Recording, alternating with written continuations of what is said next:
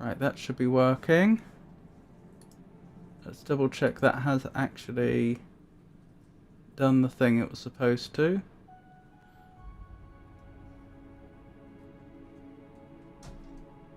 Yep. Right. Looks like I should be live on both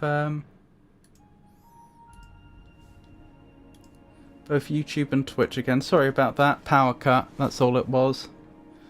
But it took a while for the connection to re-establish.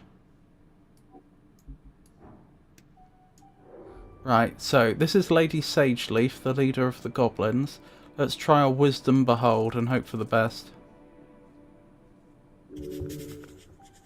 I know very little about her. Something is very wrong.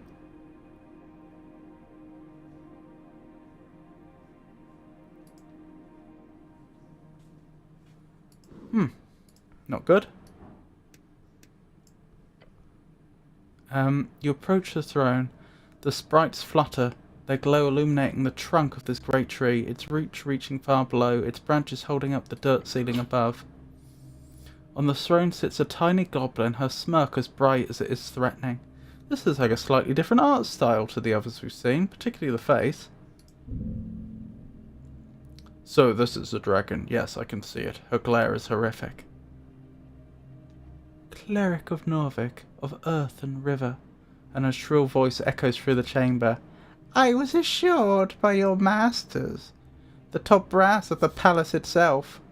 The palace, an official nickname for the current rulers of Norvik, named after the palace district in which most central authority resides. The palace, one of the 5 districts in Norvik, home of the aristocrats, bureaucrats, and remnants of Earth's court.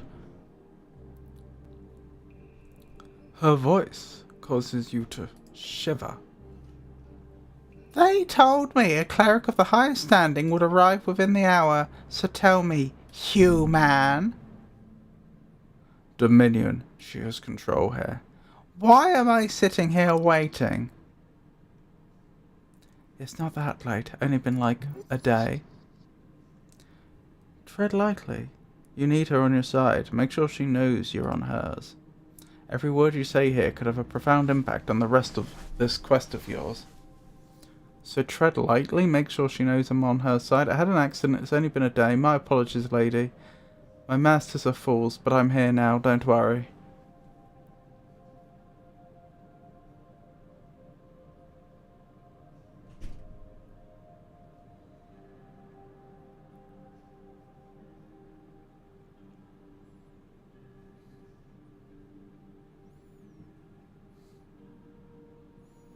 It is... my apologies, lady. Her frown turns into a weird expression. Whatever. You're dancing on a fine line. Hers is a frightful presence. Intelligence. Frightful presence. Some powerful creatures have auras that cause fear to those near. To fail means succumbing to mindless terror, along with other annoying effects. You can't take this much longer. You need to get out of here. Constitution, do not become frightened. Oh wow, we lucked out on the roll despite having terrible stats. You brace your entire being as you meet her glare. With trembling inwards, you resist. Oh, with trembling innards. Such an incredible aura emanating from this creature. Oh, sorry. Such an incredible aura emanating from this creature. It must be esoteric in nature. She lifts her chin.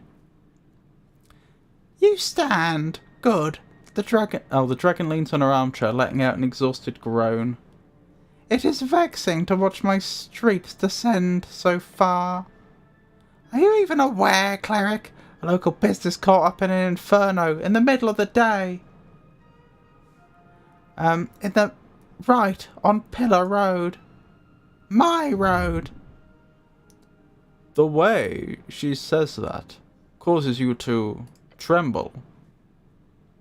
And yet, Magistrate Darrow, she spits out the name like it's a curse word, he alone believes the Halfway Bridge tribe does not have jurisdiction over this particular location. Darrow, one of the original Earthfolk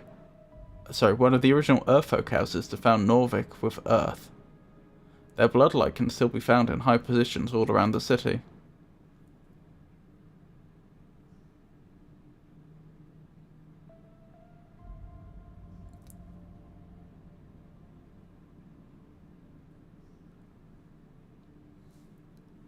Well, I don't know. I was asked to make it clear that was on her side. I don't know if this will work. Why does Darrow say that? Because he's a fool born out of nepotism and alcohol. Sick burn. Sounds awesome.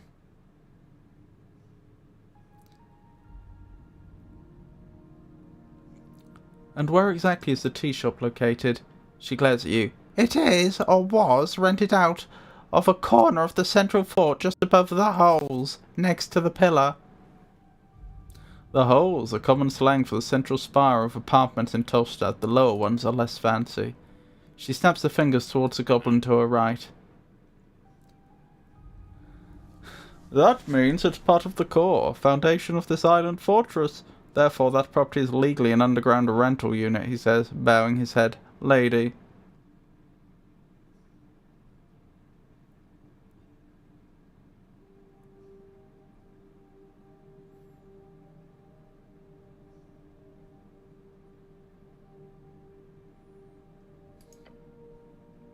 My people have been handling that crow's contract for years. But no, suddenly when the entire unit goes up in flames, that's when my people no longer have the right to enter the premises, to deal with it, to clean up even. No, suddenly it's the city's business and we should keep our noses out of it.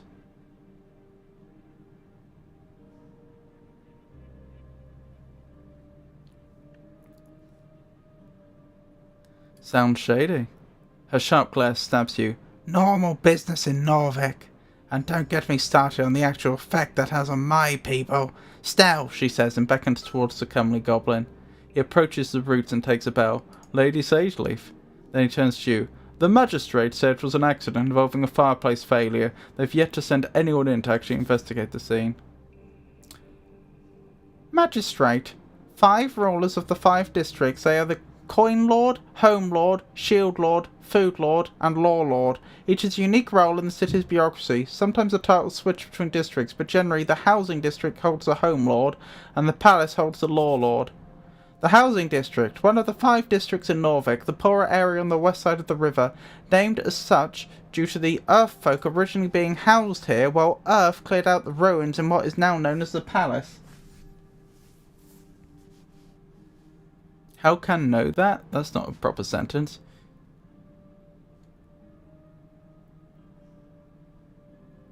You want to check it out yourselves? Of course. The lady glances at him, to which he responds by making a nervous face. The explosion occurred on the 21st of March, just past noon. 3 minor injuries were reported in the area. Luckily, foot traffic was low at the time of the incident, so despite the massive kaboom, no dead folks. Who were the injured? We only managed to get one name in the chaos. A certain Frank, son of Frank, was said to have walked away with lesser burns. I nearly misread that as laser burns. That's the sort of prefix used by Earthfolk, a human most likely. Ha, that ain't a real name. He was apparently dressed in fancy yellow outfit, whatever that means. Beyond that, we have some conflicting accounts. One person said, quote, he looked like one of them dungeoneers you hear, a real adventuring man, end quote. Another said he was looking to get out of trouble, heading right down the stairs to Water Lane. Either he went down into the dungeon, or over to Water Lane. Got it. And remember, if he's wearing yellow, he's got style. Frank's on a dungeoneer down to the Water Lane, fancy yellow outfit. Was he inside at the time? Why was he there? Where is he now? Frank, son of Frank? Yeah? Ha, the goblin knows it's fake, but it's their only lead. That's a fake name. Uh-huh. A dungeoneer. If you believe it, that comment was from one of the militia members. Could be smart to check the city below just in case, despite the dangers. Down to Water Lane. Yeah, it seems like he was heading in that direction, though down could mean a number of things, Water Lane included. Fancy yellow outfit. I'm assuming some type of Reedsian fashion. You can tell on his voice that he's leaving out, but who knows, at the end. Hello Rob, would you like to make an announcement that your streaming is resumed? I mean at Discord. That's a point.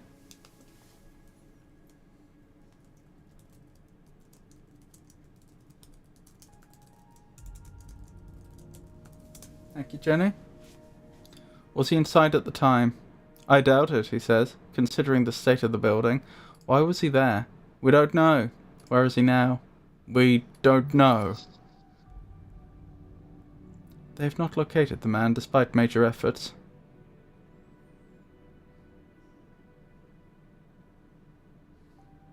Sounds like you were handed a tough hand. Yeah. Although one of the militia members mentioned him just calmly walking away down the stairs. Maybe down to the crossing or somewhere else, we don't know. Anything else you do know? Snell gives a nervous look to his master, I think that should say mistress, before answering. We have theories, but we need proof. The lady raises a claw. The unveiling has begun, cleric. So dramatic, love her. Corruption, madness, she claws at a wooden throne. Politics. Rambling of fools. This is clearly the work of a rogue spellcaster, someone who cannot go unpunished. A spell would indeed be the only logical answer for such destruction.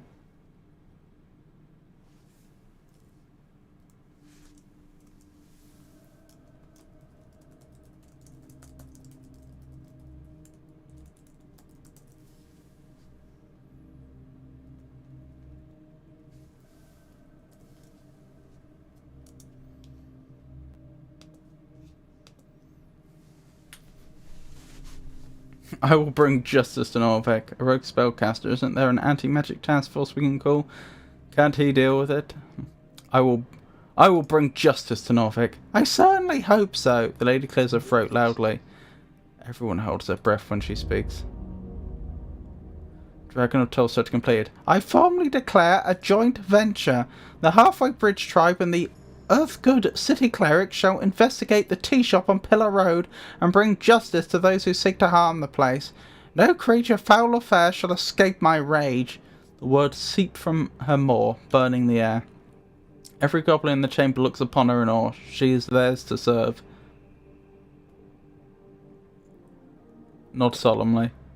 She looks upon you with a grim expression. Snell, she says, waving toward him. Yes, Lady Sageleaf, he says, bowing his head. You're the handler of this case. You've worked on it since the explosion. You know more than anyone. You catch the goblin trying to stop a grin from spreading across his face. Oh la la, complimented by his queen. I want you to represent the tribe in this venture. His face lights up. A goblin and a cleric. Together you will have access to both Upper and Lower Tolstad. You're going to have the pretty boy around? I thought this was going to be fun. Do not disappoint me, Snell. Do I have a say in this? A new member to the party. I've always wanted a goblin of my own. I don't like this. So, well, one, do I have a say in this? Doesn't seem like a good thing to say. I've always wanted a goblin of my own. Also doesn't seem like a good thing to say. I don't like this. Doesn't seem like a good thing to say. So I guess by the process of elimination, I have to say a new member to the party. He ignores you. The goblin takes a deep bow. Yes, Lady Sageleaf. Yours will be done. Oh, your will be done. The evil forces at work will be vanquished, huzzah. The mystery of the tea shop shall be uncovered at your service, Lady Sageleaf. She grins. Yes, you are. Snell takes a step forward. First priority is the tea shop. We need to gain access. Your new goblin companion gives you a quick wave. Let's go, cleric. So they're my companion, and yet they're telling me where to go. Snell has joined as companion. You can speak with him if you need help finding your way across Tolstat. For as much as she told you, there's a danger you're missing here. You should investigate the tea shop thoroughly. And we should also look for the witness. Yeah, our Frank, dressed in yellow. Goodness, that's funny. Either over on Water Lane or down in the city below. Yep, the port of the dungeon. I've suggested port since it's slightly less life-threatening, generally speaking. Let's go! Yes, let's. Well, I'd say that was successful. Of all the ways that could have gone, trust in charisma.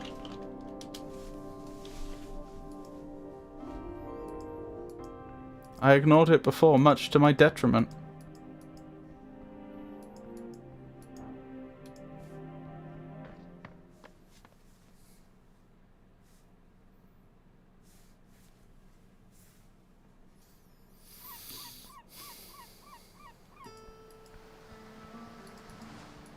I do want to get the book repaired.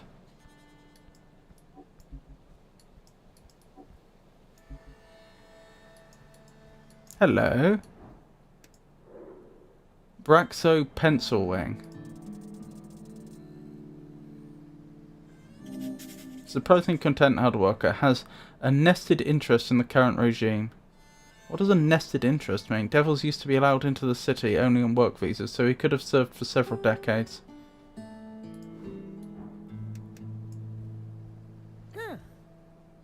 You raise your head towards the sky. Above you sits a tiny red creature. His wings flutter faintly in the wind. Oh, look how happy he is. The fiend throws a quick glance your way. He's annoyed. Staring at a piece of paper, he does not acknowledge your presence. Hello, I'm from the local government. A sigh escapes the fiend's maw. He slowly puts down the paper. I've paid my taxes. You can move on. He can always pay more. You need to pay more, say 10 crowns or so. I agree with that opinion, if my pouch wasn't so devoid of coin, wink. Well done, citizen, proud of you. The fiend gives you a nod and almost turns back to his paper. Wait, he says, leaning in to get a good look at you. Earthguard? A cleric? What are you doing here?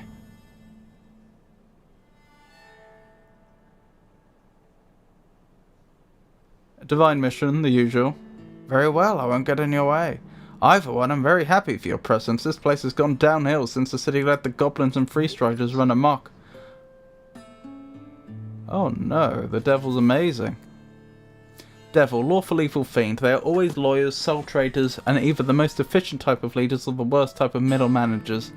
Their numbers are dwindling as late, but in the Blood City Bay they still rule supreme. We need some order in this place, so if you need any legal advice, just let me know. He gives you a tiny sharp smirk. Be careful, devilish advice can bite you real quick. Don't take advice from a parasite. You can hear out any advice, just don't listen to it blindly. Are you a barrister? A tiny barrister? Wait, does this mean... Hang on, then this game... Interesting. In America they would call them an attorney, which is like a barrister and a solicitor rolled into one. So I don't know what country this game was developed in, but they seem to be using British English. I don't think they use the term barrister in America, so far as I'm aware. Can you give me free legal advice? Should I invest in stocks? What about about alignment? What does the law have to say on resurrections? What about charm person? You hear about the tea shop? Oh, what about charm person? Charm person? Such a fascinating spell. Charm person, a first level enchantment spell. If the target fails the wisdom check, you'll be their favourite person for a little while. Of course, after that, they'll surely hate you, but who cares about that? Of course, all spellcasters are required to be registered in Norvik. It's the same in all not completely chaotic city-states. There are certain spells that are just not allowed at all, like Fireball as a popular example. Fireball, a third level of evocation spell, causes fire to emerge at a given point, spreading with a 20-foot radius, filling up available space. But Charm Person, despite its devilish mind control, legal if it is cast by a registered cleric or city-hired interrogating mage. Private entities are not allowed to learn or cast it, although I do promise you many still do. People don't tend to like it when you cast it on them. That's understandable. Folk tend to enjoy agency. Free will, you know, it's pretty popular. But if you ask me, it's overrated. People don't know what's best for them. What a horrid worldview. If you allow the state to rule your world, you'll surely be sent right into hell. What about alignment? Ah, yes. That the overrules of morality. Norvik does not moralize over alignment officially. Alignment, an esoteric effect which brands each creature on the coast with one of 9 labels on 2 axes, lawful to chaotic and good to evil, is debated exactly who or what determines the parameters within this effect. Spells like detect alignment are capable of passing this effect. Alignment, everyone's got one, some spells can detect it. But don't read too much into it, alignment is just an internal thing and doesn't really have too much real-world application. Nor do most of the city-states across the coast.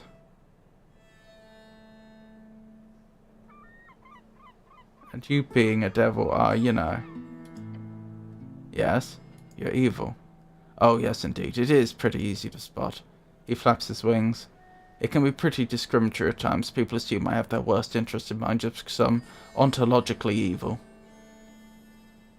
People can be so short-minded. No, that's small-minded. Yeah, that. Look, evil is not some objective thing. It's entirely internal and aligned with your subjective opinion. There are good people who ruin the world, and evil folk who do their best to maintain it. That's the deal. What does the law say on resurrections? That's quite the question. He smokes for a while. The imps... Oh, I did actually remove the pun. The imp's enjoying his pun before moving on. What a sociopath. Higher tier resurrections aren't illegal. They're just not available anymore. There are a handful of known divine resurrection spells. Since the death of Earth, there have been no documented instances of successful resurrections above 3rd level. Oh, interesting.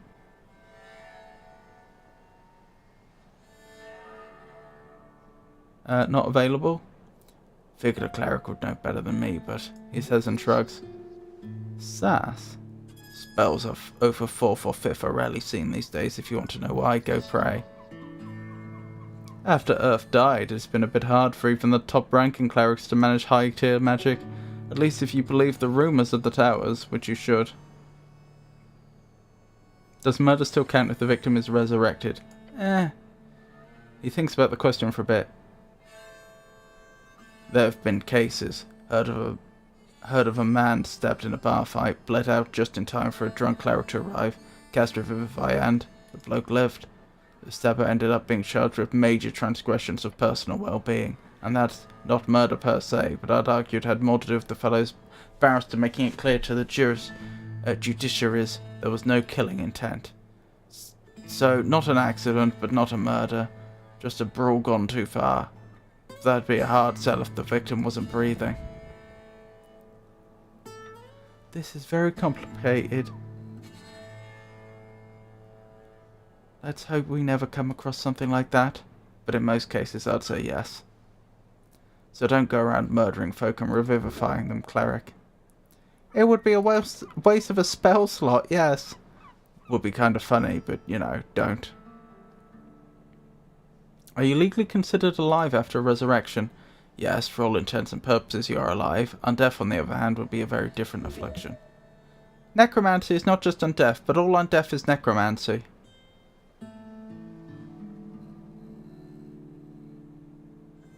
How is it different? As long as the necromancy is considered of the divine origin and the soul is returned to a healthy body, then it is considered as a normal resurrection. If the origin is more black magic, as they say, or some kind of corpse animation, then it would be considered as bodily sacrilege. And that's a top tier criminal offence. How top is it? Oh, it's up there.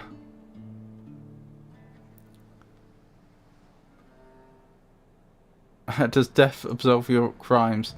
Now you're asking real questions. But no, it does not. There's been actual laws signed in old kingdoms over this. He leans in, looks excited. You got the devil going. That's a good thing? Oh, he's dancing for you. Keep it up and he'll love you to death. So, classic story, alright. A real bad guy is caught murdering his neighbour. Real terrible thing. He's executed after a quick trial. Justice wins again. Everyone's happy. But surprise, some holy man raises him up a couple of months later. In this situation, the bad guy did technically pay for his crimes. His life was taken by the state. Just because somebody gave it back to him doesn't change the fact, right? Well, people weren't too happy with that, as you can imagine. Thus, the common legal term these days for capital punishment is DIP. DIP, death in perpetuity. Stands for death in perpetuity. Kind of funny when you think about it.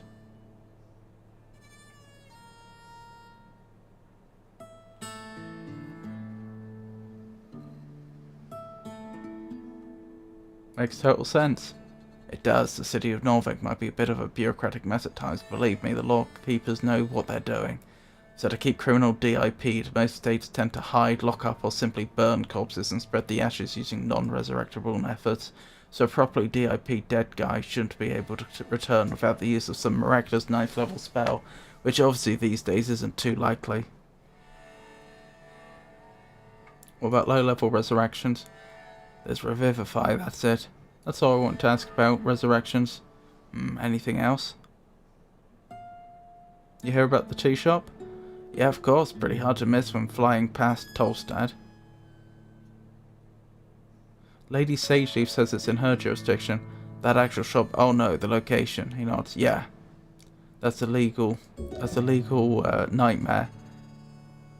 Legal nightmare, a situation in which only those in power can decide what is actually de jure.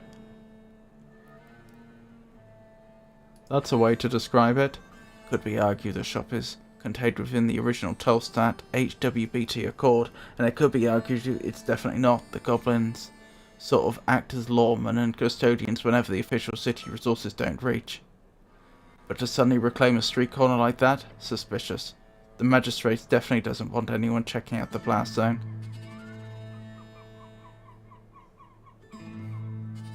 The magistrates must have done it for a reason. Yeah, saving himself, the imp exclaims and laughs. Thinking about it for a few more seconds makes it clear to me that it's all a big cover-up. Wouldn't be the first time a city-trained spellcaster goes a little off the hinge. Slander! The city does not train people to explode. Other than that, not to be self-incriminating or anything, but that could be a fiend or an elemental, I mean. Water Lane has shipments from Kargamesh every other month. Maybe a fire elemental slipped through.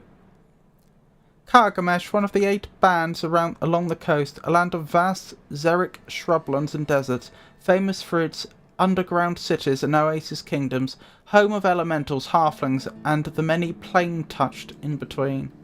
Who knows?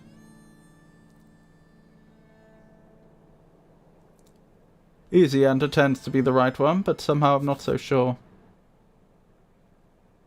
10's the currency of the Free Strider Revolution.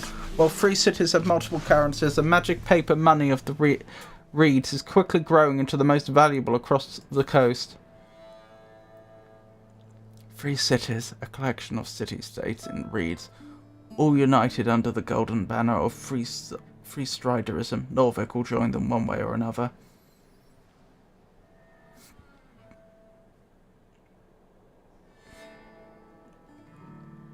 I think it's a rogue spellcaster. It's the simplest answer. But I'd suggest having a chat with the owner of the tea shop. Who knows what furthers ruffled, eh? He gives you an ominous crackle. Citizen? Well, that was surprisingly profitable.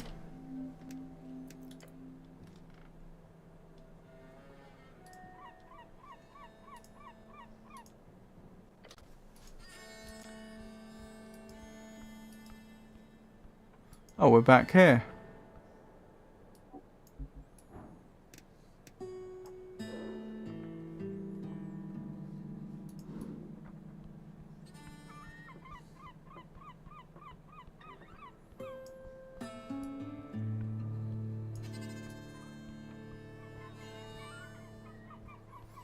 Big place, isn't it?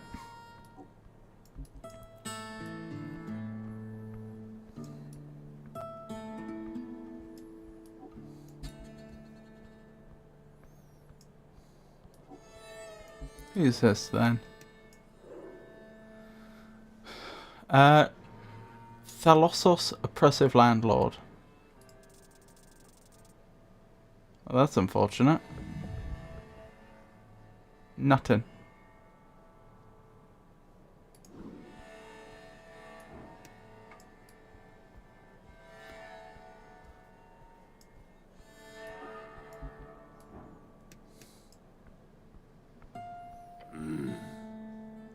Thalossos, oppressive landlord. A large merman sits by the sea.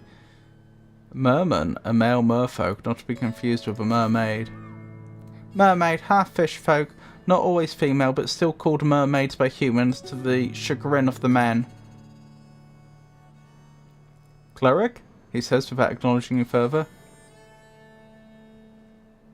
Greetings, system. I am indeed the cleric. You lean a little further into being a cleric. Gained 10 XP for choosing this class 2 times. Wait, what?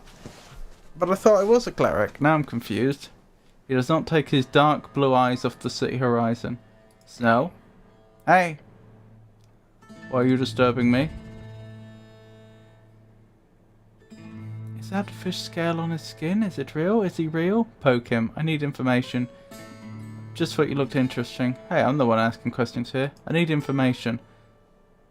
Information is expensive, cleric. As anything in Norvik. The merman looks at you with a pair of deep eyes. Thalossos is my call. You stand in my garden.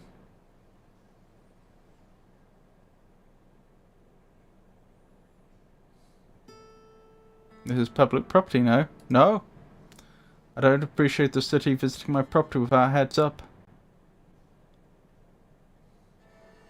I apologize. Good.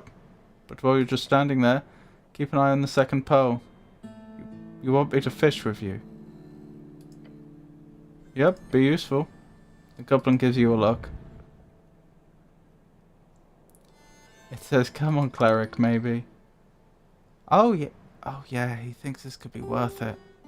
Hustling is about networking, right? Sit down. Look at it. Oh, he nods to the second pole. You keep your eyes on the You keep your eyes peeled on the tip. They come in waves. When it happens, it's quick. Pull the pole a little. No. Let it be. It's set up as it should. Okay. Good. Fishing is about patience, cleric. You need to breathe and... Takes a real long breath. And watch. A real expert fisherman, huh? I've had decades of practice. So Snell, how do you know this guy? Thalossos here? My dear landlord. The merman grunts. Hold on.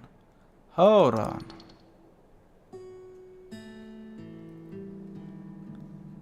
Oh, is this guy actually rich? You're a merman who's a landlord. Try not to mention it. Ah, I tried. Your belly beckons. The comment will slip out no matter what you do unless... Bite your tongue. Ow, that hurt. You clamp down hard. Blood fills your mouth, dripping down the corner of your mouth. Some spills to the ground. The merman glares at it as if pulls at your boots. Swallow the blood. A big gulp is hard, but it happens. The metallic taste fills your entire being. You're feeling faint. Snell says nothing, but gives you a shocked and quite honestly sad expression.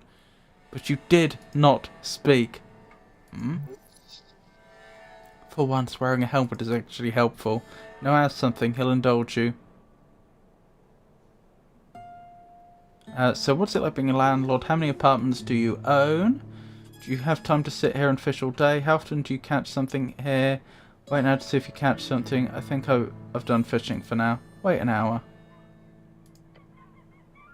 You do not catch anything. Just as you're about to give up, you see something tug at the tip of the pole. Cleric, reel in the catch. On the other end is shard of jaw. A rock. Thalos sighs and keeps looking at his pole. Well, it's something. Sure is. Good job. Bottom scrap is everywhere here. Maybe next time.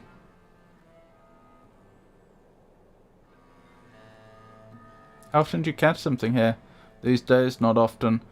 The river guilders have swept the area clean along with the increase of the gulls. But occasionally I get a big one. He leans in towards you with a stern look on his face. Then that's dinner. What's it like being a landlord? Not good. The city does not have a good set of laws to protect my business, and many of the tenants do not have a good sense of fairness when it comes to housing.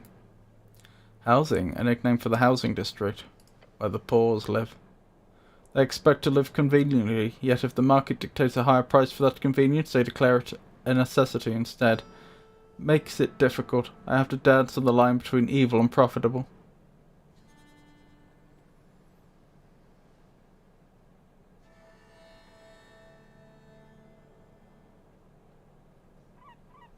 I don't have any opinions on landlord and or ladies.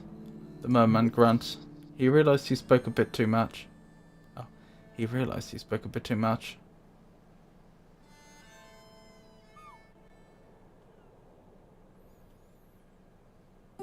How many apartments do you own? 20. And I handle the care of 10 others.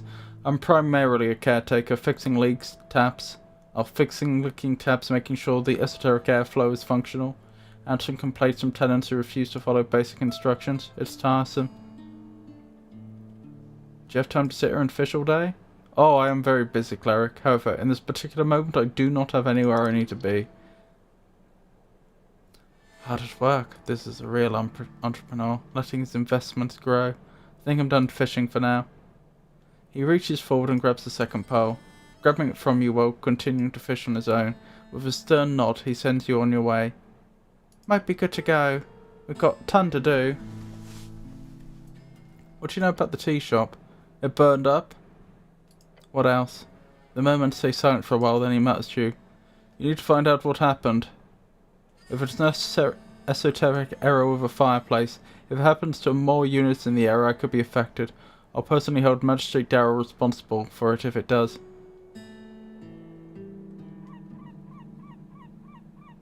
I don't think it was just an esoteric error. Find out for sure. Do your job. I've spoken with Mishka on the topic. We both agree. You must figure out what happened, cleric. Make sure it does not happen again. Yes, sir.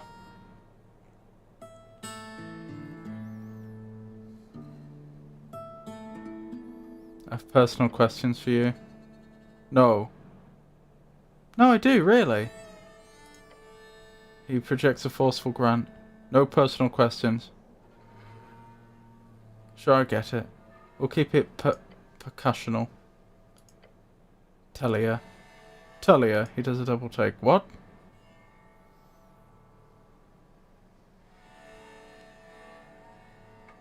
Professional. We'll keep it professional. He grumples and slowly drops his intense eye contact, but instead just as intently at the tip of the fishing pole. You wouldn't happen to know anyone in the fishing guild, would you? He glares at you. No. It's just I was fished up from the river by them and brought to the Lich House, so I just wanted to check up on that whole business. They did not bring you to Viscan. I did. What? He stops looking at you. Wait, really? He says nothing. Oh! He nods. So you fished me up? Yes. You were dead. Dead? Yes. So I brought you to the morgue as one should. Then you came here alive. But that is your business. But I don't understand. I have nothing more to say about that. You should deal with it yourself. Yes, you should. That means there was a resurrection. Now you need to learn why. Not only does it mean there was a resurrection, doesn't that mean it was a higher level resurrection than we thought was possible? Wow, you must have gotten stuck in something really wacky here. Be careful now. Someone wanted you dead and someone wanted you alive. That's bad, probably. I'm going to bed now. Take care and enjoy the rest of the streaming. Thank you, Jenny. Thank you for coming by and keeping me company. I hope you have a wonderful, restful night.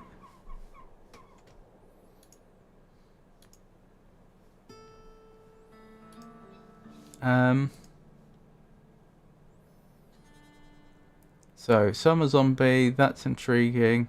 That's intriguing. It is a conundrum. The moment focuses on the fishing. That's all for now. Thank you, citizen. Well, that was useful. Although I lost a lot of health biting on my tongue. Much harder than I expected to, so I should probably heal up. But I also want to have a word with the possible vampire.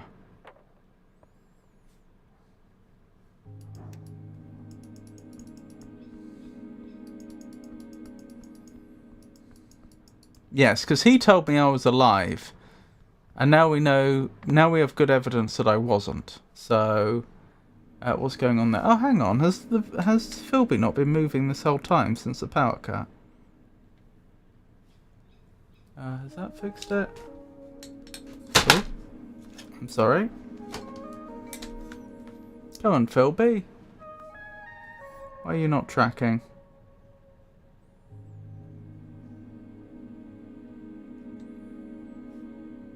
That's strange. Hold on.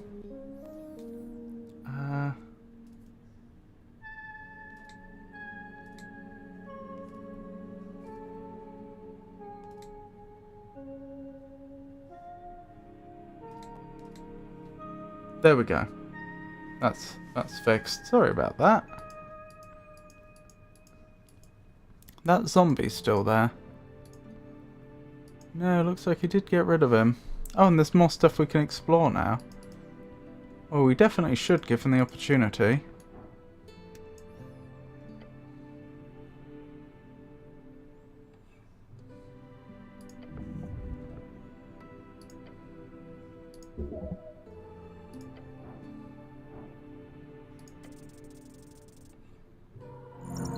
Success. Oh, I was doing that at disadvantage. You focus your mind on Earth's symbol, his red eye, and you remember the words. Chant, watch upon me, Earth, shepherd of his folk. Let me pick up the burden, lend me your strength. You feel revigorated. Prayer of healing. Yes, indeed. Gained item, prayer of healing. Sadly, you're unable to cast second level spells at this time. But it won't be long until you will be. I'm done here. So did I lose levels when I died before the start of the game? Okay, now let's ask some questions about that possible vampire who clearly brought us back. Hang on. Actually, one last thing I want to check. Probably should have done that before the loading zone, but it's a bit late now.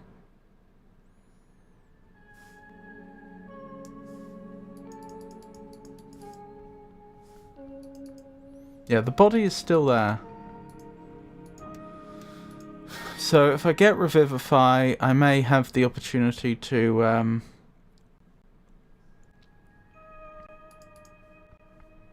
bring them back still.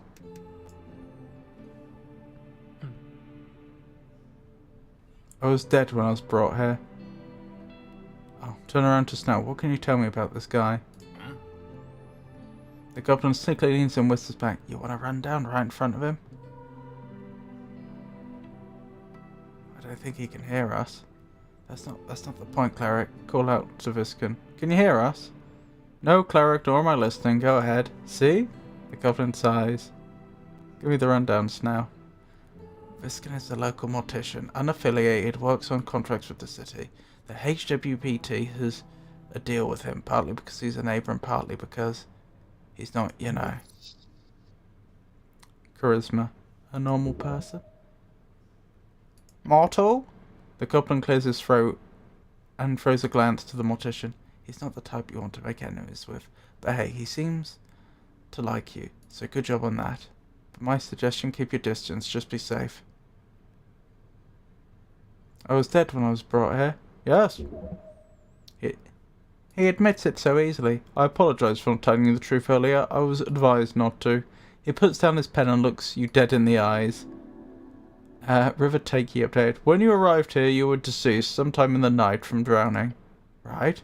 Approximately 3 hours before arrival, I immediately began the formal procedure until I received word from Lady Sageleaf, along with payment. She warned you alive. The lady has been notified of your arrival here. Oh, hang on. So she paid to have me resurrected. So when I turned up, and she was saying, what's all this about being a day late? Well, she didn't say it's 8 days, did she? She just said that was very late. She knew exactly why. Because I died. Because she had paid to have me resurrected. Or such a prepared a resurrection. You rezzed me? I rezzed you, yes. That's powerful magic. It is, I have my sources. The Pale Man holds incredible power if he is able to bypass the esoteric limitation. However, I suggest you speak with Lady Sageleaf about this. If you require answers, I am simply a middleman in this. Snell, look at him. What spell did you revive me? Is this why I lost my ability to cast high-level spells? I felt really weird when I woke up, like different. Is that your dark magic or so? Is that why I lost my ability to cast high-level spells? Potentially. Whatever issues your body and soul appear to have had with my spell was not permanent. My soul and body? It's more common than you might think. Snell, look at him. The goblin gives you a conflicted expression. I didn't know, cleric. I really didn't. He did not. Lady Sageleaf instructed me to not inform anyone, even her own agents. No need to be paranoid. How can I not be paranoid? Everyone's lying to me. Correction, I was lying to you. Lady Sageleaf potentially as well. Snell scratches his chin. I'm not entirely sure how to feel about this. The old lady isn't one to spend money on resurrecting a city cleric, but I'm guessing she didn't want to wait for another one to appear? We should go speak with her, but remember that she paid for your resurrection, cleric. That is true, she seemed nice enough. I wouldn't use nice, but she's at least very, very competent. What spell did you use to revive me? He's quiet for several seconds. A modification, then. A personal resurrection spell. Raise dead? Raise dead, a 5th level necromancy spell. It raises a creature from the dead. If the time of passing is within 10 days, it is a highly sought after spell these days, and very few are able to cast it. With changes, it is not the original spell, as I'm sure you understand. Viscon's Raise Dead. My spell requires a higher cost while lowering the spell's complexity in return.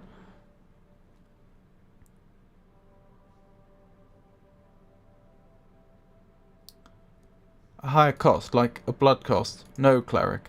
The new cost is doubled, 1,000 crowns, which is not too bad. My life is worth much more than that, yes. Could be better. Waste of money.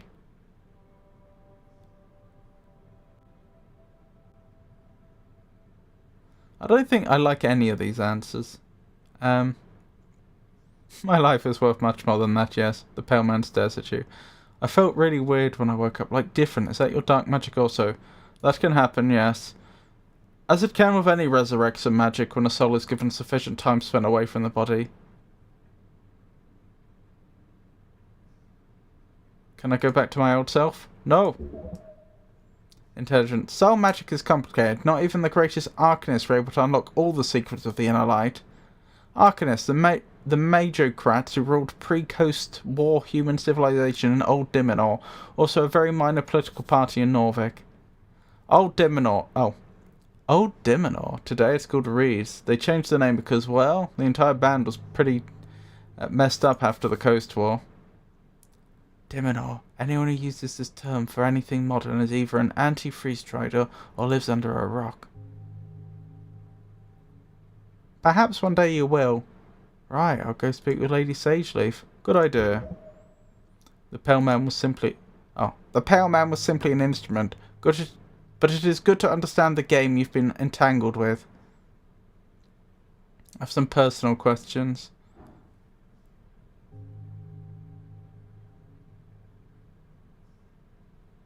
Huh, that DC's going down. Ah. Stop, you've already wasted enough time, just leave. The pale man shifts in his seat. Very well. What the hell should I ask about? Come up with a ton of random questions. Ask what you can do for him. Be his servant. Absolutely not. Oh, goodness, get out of here.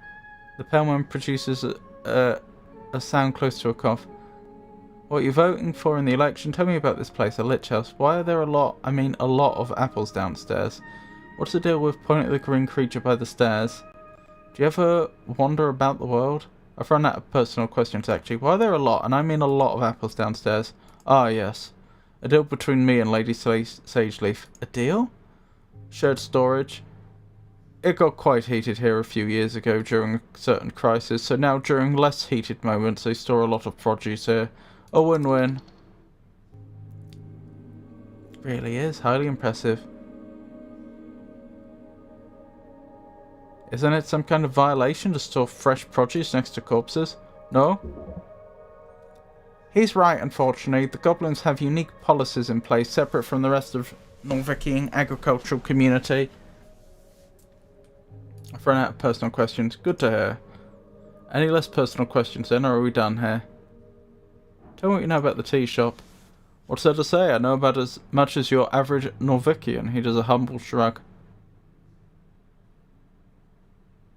Tell me what you know. Of course. I heard the explosion. I went out to investigate, only to find the tea shop caught up in a raging inferno. The Tolstad militia were already heading out into action, so I went back inside, so as to not be in the way. Tolstad militia, basically a bunch of goblins keeping monsters from entering from the undercoast paths. They also do firefighting and are mostly funded by the HWBT. Undercoast, a nickname for the undersea coast. He is describing with a wonderful rhythm. Either he is a great storyteller or his speech has been rehearsed. And that is that. Did you hear anything peculiar? A loud bang? Some shouting afterwards? How loud? It shook the lich house, and mind you, this is not some ordinary basement. This is a remnant castle going hundreds of feet deep into the earth. I'd be surprised if anyone on Tolstad missed it. What sort of shouting? From the militia, they were rushing to the scene. The fire prevention declaration has truly done wonders for this. The fire prevention declaration has truly done wonders for this city. Fire prevention declaration. Signed into action a few years ago, the Fire Prevention Declaration is a governmental attempt to curb the spreading of fires by employing always-ready folk in every district. The response times have been pushed down to less than 10 minutes. 10 minutes! Oh my goodness, that is so long! Nothing else? As the entire district almost turned into inferno, yes, there was quite a lot of commotion. Nothing that stands out, however. Like, actually nothing else? Not that I recall. Are you sure? The pale man stares at you for a while. How dumb are you? He said, how thick are you? I mean, that's British slang. Whoever wrote this really seems to be familiar with British English. That's enough about the sound. I hope this isn't like shifting my relationship with him. Like I ask him too many annoying questions and he likes me less, because the goblin did say he liked me. What were you doing when the explosion occurred? Working. He motions towards a stack of papers.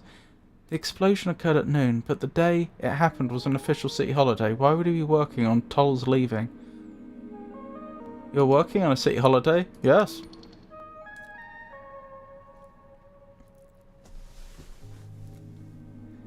You see his eyes fixating on you a bit too hard. He's searching for an answer just for a split second. Always behind, you know how it is. I'm never behind. I'm pretty much always behind. Honesty is a virtue. Oh, come on now. I'm sure it's not all bad. He smells. Anything else you wanted to ask? I've done asking questions about the explosion. Thank you, bye. Well then.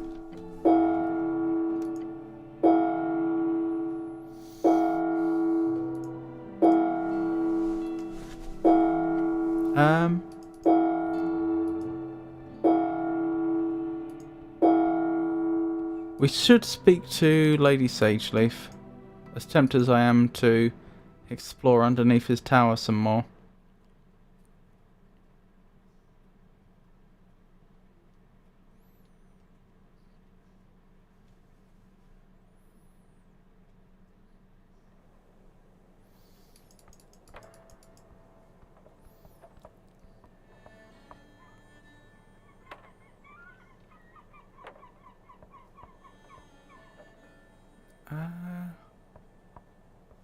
I'm just wondering how I rest in this game, because our character is pretty tired. Exhausted was the word that was used to describe how they're feeling right now.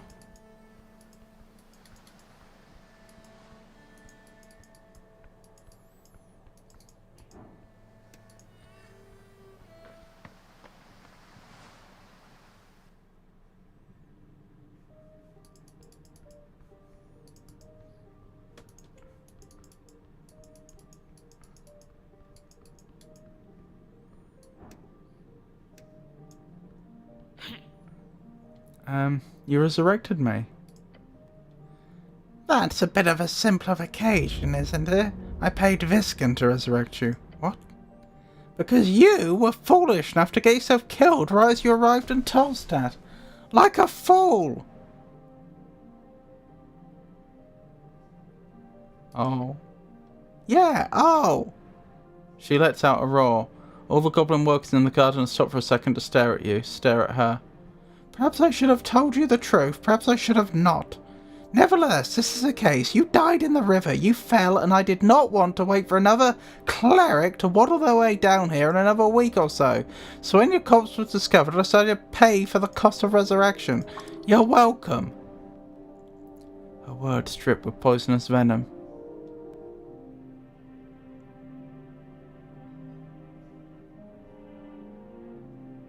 Did Snell know about this? No, cleric. I actually didn't. I didn't actually.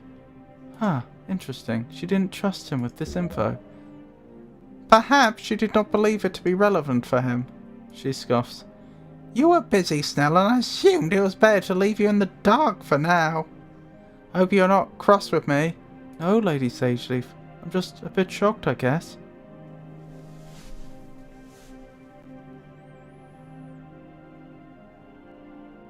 Well, I'm happy to be alive, I guess. I'm happy you're alive too, cleric, as long as it means you'll be performing your service here in Tolstad. So do that, make me proud. She throws a glance to Snell. He pounds his head. That's it for now. What is that glowy thing there?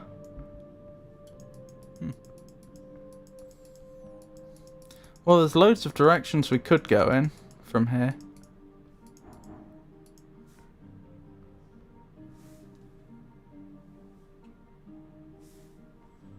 Hello?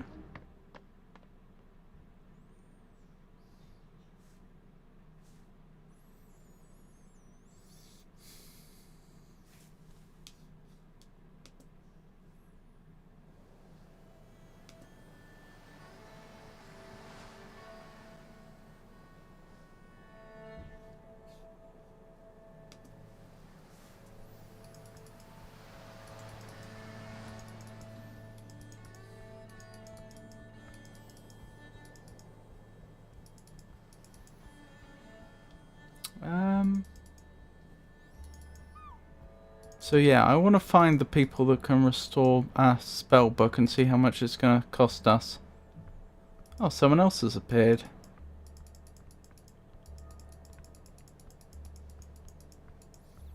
Ah, is this the way I was remembering?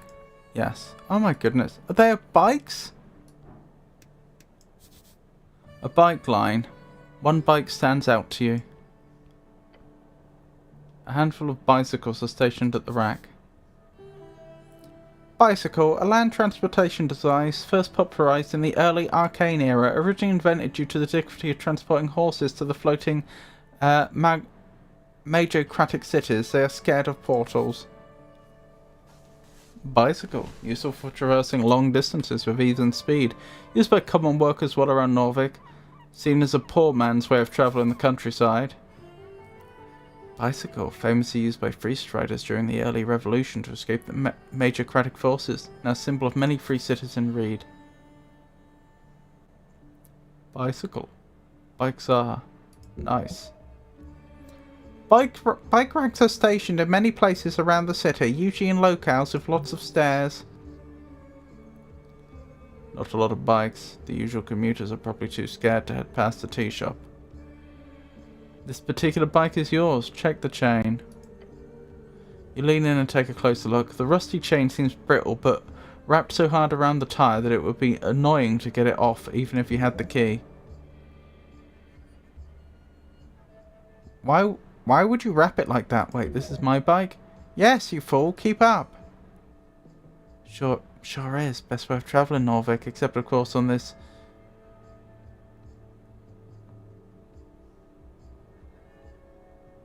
Except for on this island fortress. I don't follow. Oh, I see. Like, best way to travel in Norvik, unless you're where we are right now. Where's the key? Not here. Did you lose it somewhere? Don't go wandering around looking for your key, it's just a bike. Could getting the key be a quest? That does sound like a quest you would get. Sounds like a pretty terrible quest. Find the missing key, the mystery of the bike key. Something like that would be perfect. The key is probably at the bottom of the river along with the rest of your dignity. Hold on, when exactly did I come to Tolstadt? On the 21st of March, evening. Then you fell. Was I alone? No. A lucky strike from the same drunk fool, probably. I stumbled over the stone railing. Yes. And you broke something badly? Do I recall anything important? You chained the bike, you stood up, then pain. This is where I fell into the river. The goblin glances over to the broken fence. Interesting. You must have had a lot to drink if you took a stumble like that. I do not consume alcohol. Yeah, sure. He gives you a curious expression. Considering everything, we better play it cool. Real cool.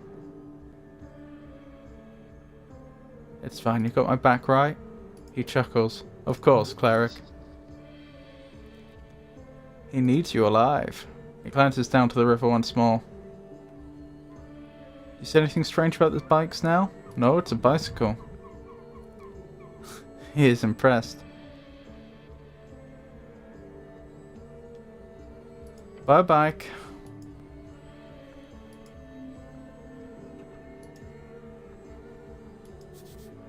Bikes are cool. You should ride your bike more. Zerba BE.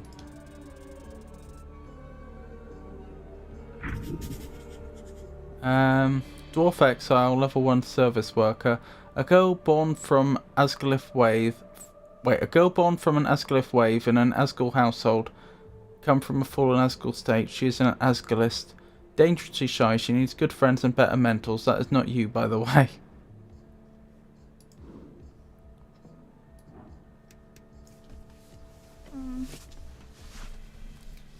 Where is she? The dwarven girl gazes around the halfway bridge before her eyes land on you. She says nothing for a while, just staring at you, no real reaction on her face. Citizen? She looks around, clearly nervous. You're worrying her. By your presence alone. Potentially by something else as well. I'm waiting for a friend, but she hasn't shown up yet. I'm getting worried. I can help with that. Oh, okay. Do we really have time for this? Snell whispers to you. She fidgets with her hands and clears her throat. This girl is neurotic and introverted. She has glasses. She has glasses. She wears a green coat. She's a human, but not that much taller than me. We were supposed to meet up here, but she hasn't shown up yet. I'll go look for your friend with glasses. Thanks! I don't spend much time on Stolstad alone, so I'm a bit lost, so thanks. Okay, we'll have to keep an eye out. The halfway bridge that connects with the palace and the rest of the southern Norvik. Okay. Well, we learnt a fair bit from that.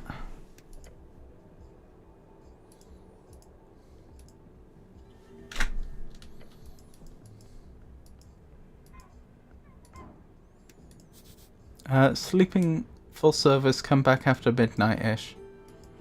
Interesting. An empty barrel. And it has money in, of course.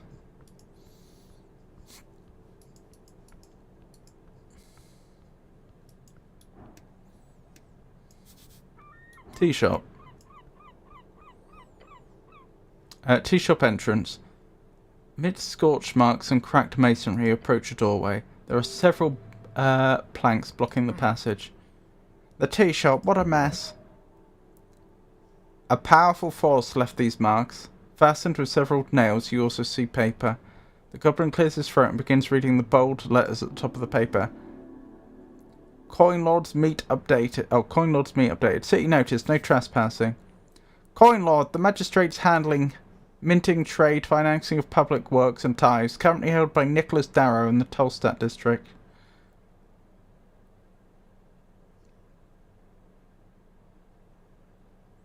That doesn't include me, does it?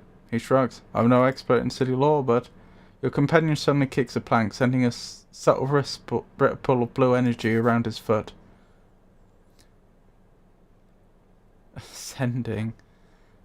Sending, a third-level evocation spell commonly used as direct communication between powerful individuals, city-states, or arcanists. The Norvikian Sending Office employs many clerics for the express purpose of casting sending across the coast. Sending Office, a house full of clerics casting the sending spell all day, is an important tool for long-distance communication. You think I wouldn't sneak in by myself if I could? It's sealed. You ain't getting in without magistrate's approval. Touch the planks. As you do, subtle ripples of blue energy appear around your gloved hand. So why bother with the planks if they can just have a force field? I suppose just to block view. It's sealed. As you move away your hand, the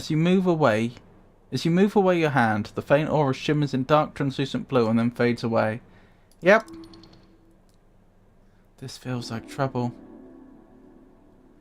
Just standing near the door makes it clear there's a locking spell cast on it. Standard procedure for crime scenes. Rude to lock people out. Crime scenes should be public. Attempt to break it down. Not a good idea. What kind of magic is this? It's arcane lock. Casting on a bunch of planks is unorthodox, but obviously they got it working. Arcane lock, a second level abjuration spell. It locks entryways until dispelled. Costs a bit to cast, but once it's in place it's quite a nuisance. It's used all over the towers. You need a passphrase to unseal it. Can I bypass the effect with magic? Of course, knock would do the trick. Knock, a second level transmutation, unlocks things. The definition of locked has been stretched over the centuries, but the spell works on most closed containers or entryways. Dispel magic could also work, however you do remember it being quite difficult to get hold of, even within the towers. Can I guess a passphrase? Guess? Guess! Without knowing who placed this seal personally and their preference, even assuming the person who placed it is a fool who would use something of their own preference, there are millions of sentences. There's no chance you can simply guess. Now go figure something out.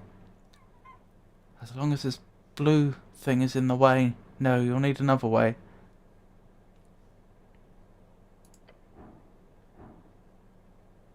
Look beyond the planks. You catch glances of still shadows beyond. This place is a mess. There's no other way in? Not that I know of, but it wouldn't surprise me. Tolstadt is full of tunnels, holes, pipes, so who knows? I know where we can find a pipe. Look around at the scorch marks. It's everywhere. This fire was intense.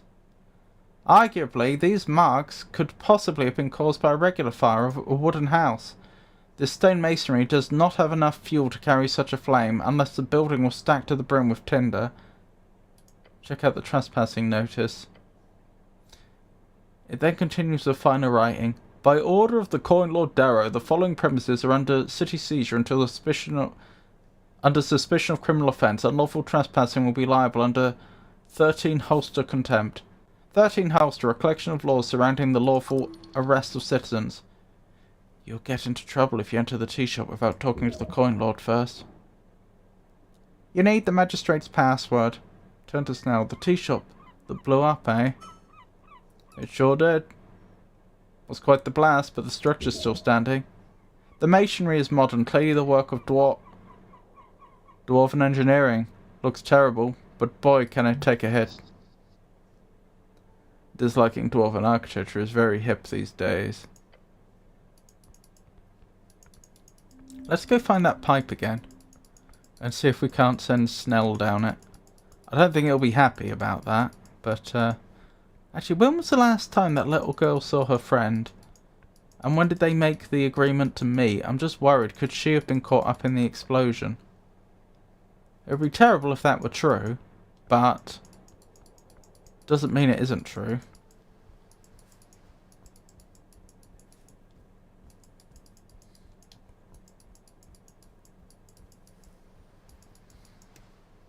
Oops. No, do not cast that.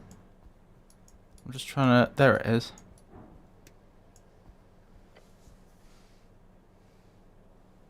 Hey, Snell, check it out for me. Check out exactly what? The hole, go inside. You seriously think that I... He stammers and points at the pipe. You do that yourself. I'll help kick if you get stuck. The goblin doesn't want to go inside the pipe because it's disgusting. Come on, Snell, it's the only way we'll ever solve this mystery. No, both to me crawling into the pipe and that it would somehow solve the mystery. Idea rejected. Fine, I'll do it myself. You can be such a craven about it. You get down on your knees in the dirt and put your helmed face into the entrance of the pipe. You can't seem to get further without immense force. The diameter of the pipe is not wide enough to support your body, even with no armour and or added friction. Wiggle your way through. Oh my goodness, we did it. You squeeze on through, finding a side path, one that doesn't seem to lead directly into the sea. Then you hit a flowing rush of ice-cold water. Then down, then hit the ground. Your flesh is sucked, tumbled and spat out onto ruinous ground. Well, we only took 1 point of damage. Around you a vast survey site of a type of divine era temple, and Snell. Snell, you went in after me. Of course not! Your companion takes a breath. Since I didn't see you get dropped into the river, I ran downstairs to check. Lucky for you, you got spat out right near the garden. Oh, that's good. Yeah, sure. While we're down here, we might as well take a look around. Just be careful, the city below has some nasty stuff in it. The survey site seems safe enough. Grown far down in the city dungeon below.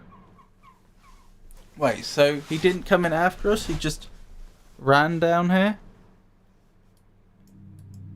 Oh, there we go. I was just thinking, why is it so black?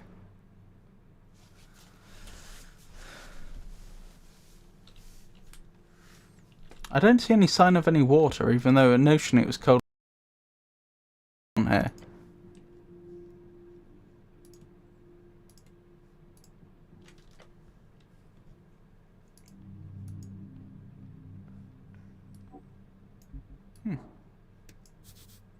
Something shiny.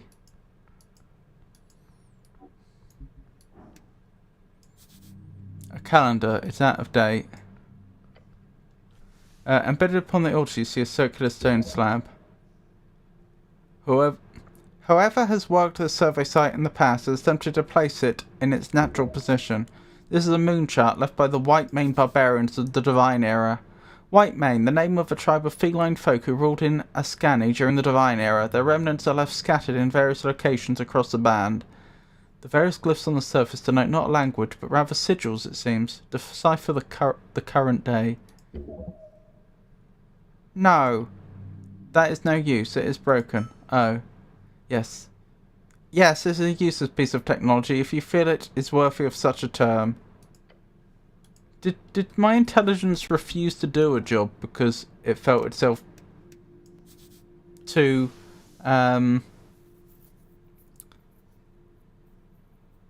above such a thing? There are persistent micro dropouts that are turning the stream into esoteric rock. Are there? That absolutely shouldn't be happening. Let me tell me if that helps. Thank you for telling me. I really appreciate that.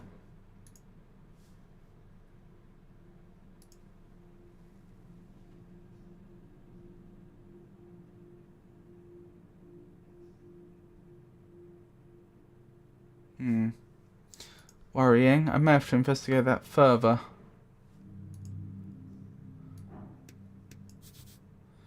You could hop down here. Axel Madsen. That could have gone better. This right here is the fourth pillar of the feudal system. A spelunking, delving, digging, roaming, true-blooded adventurer. Under dwarf.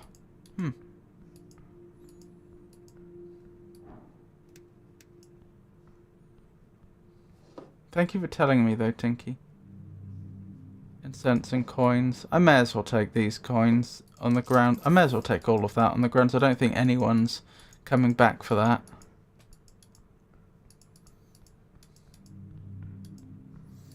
They could be ancient coins though. Even if they're on something like the gold standard or silver standard or what have you, it'd still be very interesting to see if they are ancient. Improving now. Excellent. It's a descent of approximately 50 inches. 2 meters. Meters, a way of measuring distances invented by the underclass migrant workers in old Mago colonies. Rowdy! Your DS madness? Are you starting now? Vorgani, one of the 8 bands along the coast. An upland of crags, marshland, and gravity-defying mountainous terrain, home of giants, shamanistic humans, and tribal gnome folk. Your feet find purchase, stable controlled. You are at the bottom of the step. Goodness, you're slow. Can we get moving now? Knowing I'll certainly perish for BOC. For Bed of Chaos. Yeah, are you doing that now, Rowdy?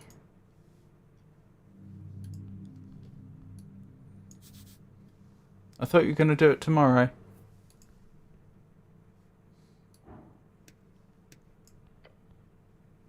Who's that? Is that a pet lobster? Beside the buried statue, you see someone up on a ledge. You hear the sound of working, grunting, clanging, and so on.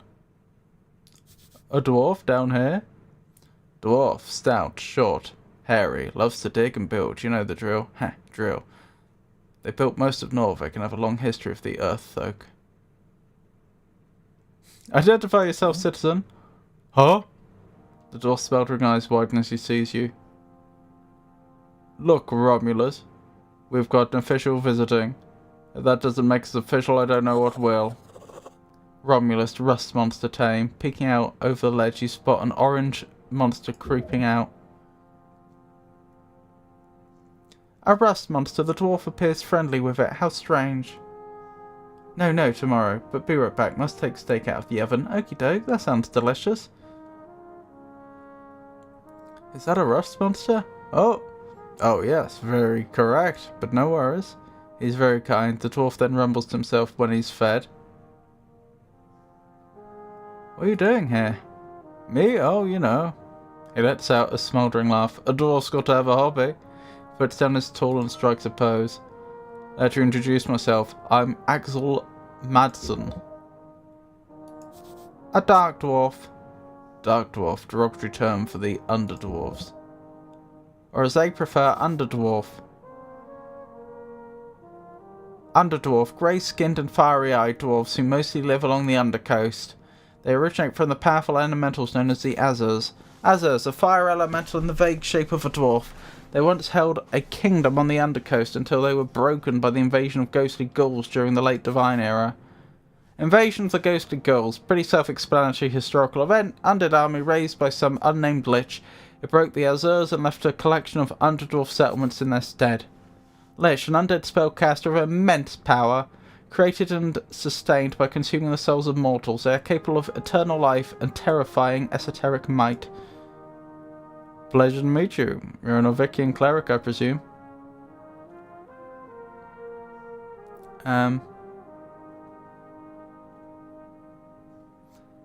Not just. I'm the cleric of Norvik.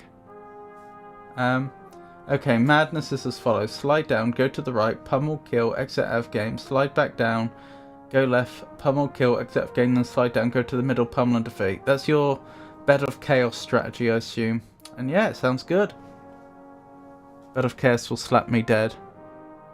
The cleric of Norvik. Well, bless me. The path of being a cleric has become even more familiar. Gained 15 XP for choosing the class 3 times. Not sure what it means, but it sounds expensive. Oh, and you've got a goblin with you. Your HWBT friend? Yeah, you're the dungeoneer looking for cats, right? Cats? More or less. Hope your lady wasn't too mad about my inquiry. I'd say annoyed is a better description, but it's fine. Just don't trespass anymore. Will do, or I won't, I mean. But I should correct you. I'm not a dungeoneer. I'm more of a... with a bright smile, he adjusts the collar on his uniform. Well, I'm what you'd call a historian with ambition. Romulus, Rust Monster Tame. As he says it, the orange beast sends an echoing hissing sound down the chamber. Exactly, Romulus. We're here on an expedition of grand proportions. Oh my goodness! A 40 stream streak. Oh, bless my heart. Goodness me, Rowdy, that's... Thank you so much. Yep, that is the strategy. To find the legendary missing mine of Tol Amon, or Tolon Cattle. The snail folk, ancient builders of the city below. That sounds like a quest. Oh yes, indeed. But just to be clear, I'm not sharing the spoils just like that. Fair enough, treasure is earned. Lost Minds of Tullamore added. So here's the deal, I'm in trouble. His pet makes a loud belching noise. Right? He mumbles and gives the monster a pat on the back. You want to help, friend? Help a stranger? That's how fools are robbed. I'll help if I can. Great! You see, there are 2 strange ruins in this section of the city below. The city below the city. The vast ruins found underneath of Norvik. Most define it as a part of the city not yet civilized, although there is a legal definition set in place for each individual district. He points at the statue. White main ruins, before the dwarves and humans, and even trolls. This place was ruled by cats. The theory goes the snails of Tolin had an esoteric mine not far from the Pillars of Jor. The mines of Tol Amon, a place of thick veins with endless growing amber and platinum. Amber, a translucent magical resin with a faint yellow glow, is often used to store esoteric energy as an extremely valuable material across the coast. The technical term is electrum. Really? That's a completely different substance, normally. I mean, they can define their law however they want, but I've never heard of amber and electrum being considered the same thing. Electrum, an old term for the magical amber ore. It was only mined in 3 locations across the coast. The Clanlands of Asken and the toothy river of Hazy and the rock woodlands of Yum. Hazy, one of the 8 bands along the coast, means either growing more or into the air in abyssal. A deeply cursed jungle hellscape filled with volcanic rivers, flesh-eating insects and murderous plants. Once an elven sanctuary, now home to demonic warlords, tieflings, cities and celestial crusaders. I had to put slits in the steak and not remove it from the oven. I do like it when it bleeds. You're very welcome. How do you like your steak, Rowdy? How well done? Endless treasure. But the walking god of the White Mane, for whatever reason, sealed it shut at some point, according to legends. I don't know who's speaking at this point. I assume it's one of the voices. I guess it's him. Sealed esoterically, probably, since we can't seem to locate it. Esoteric seals can be broken with the right knowledge.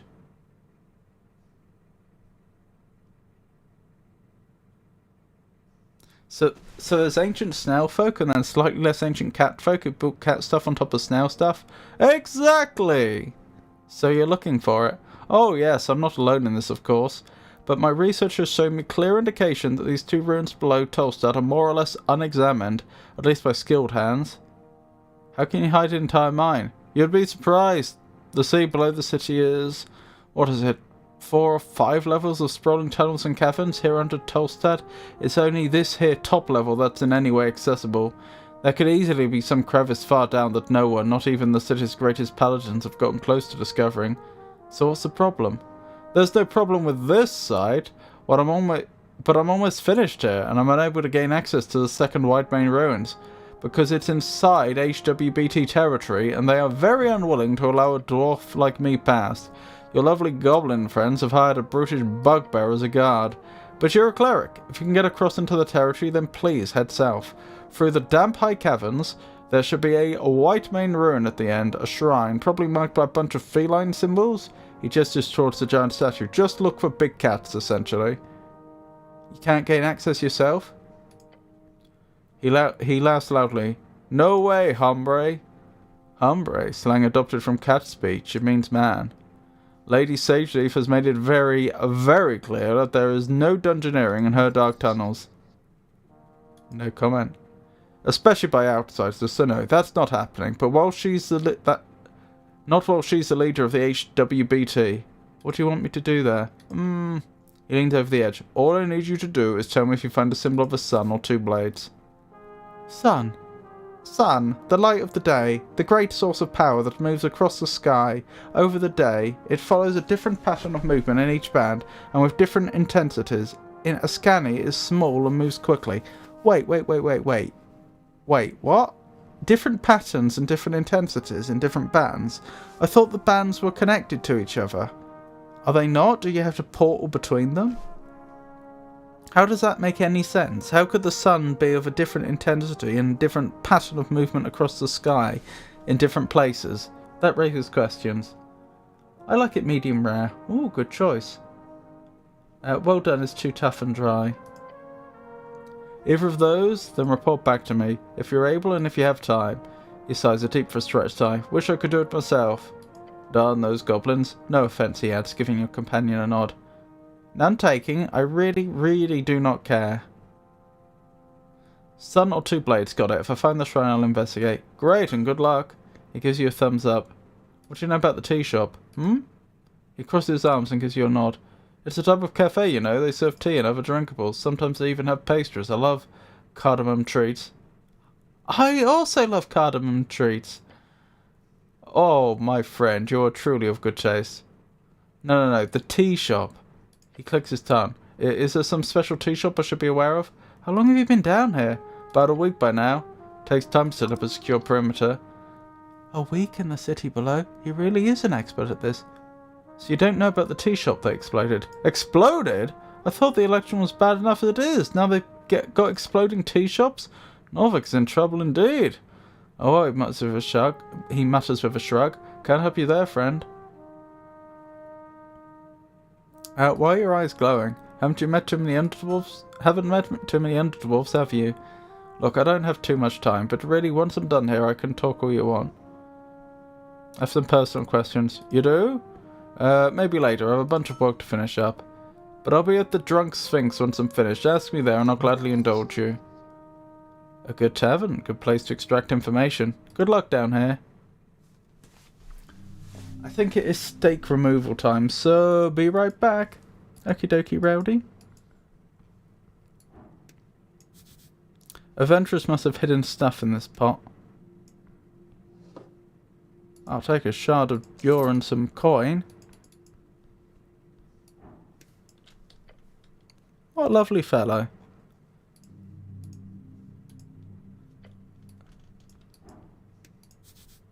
You can get up here. You approach the step once more. A long step. Thank goodness you don't have to try so hard this time. Take that step now. You take the first step and then... Oh, you take the first step and then you are at the top of the step. Good, good, good. There is a slight problem that because we fell down here, I can't just go back the way that we came. I am going to have to find some other way out.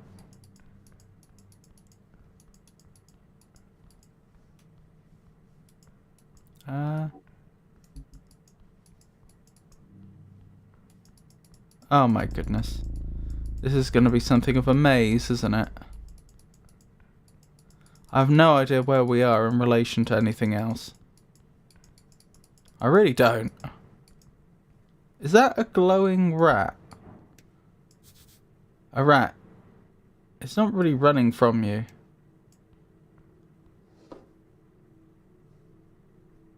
Yeah, I'll take a rat. Why wouldn't I take a rat? A white rat acts shyly, but approaches you nevertheless. It looks like it really doesn't want to get grabbed by you, but it also doesn't fight it. It just follows along, sort of not very happy with the situation, but what can you do?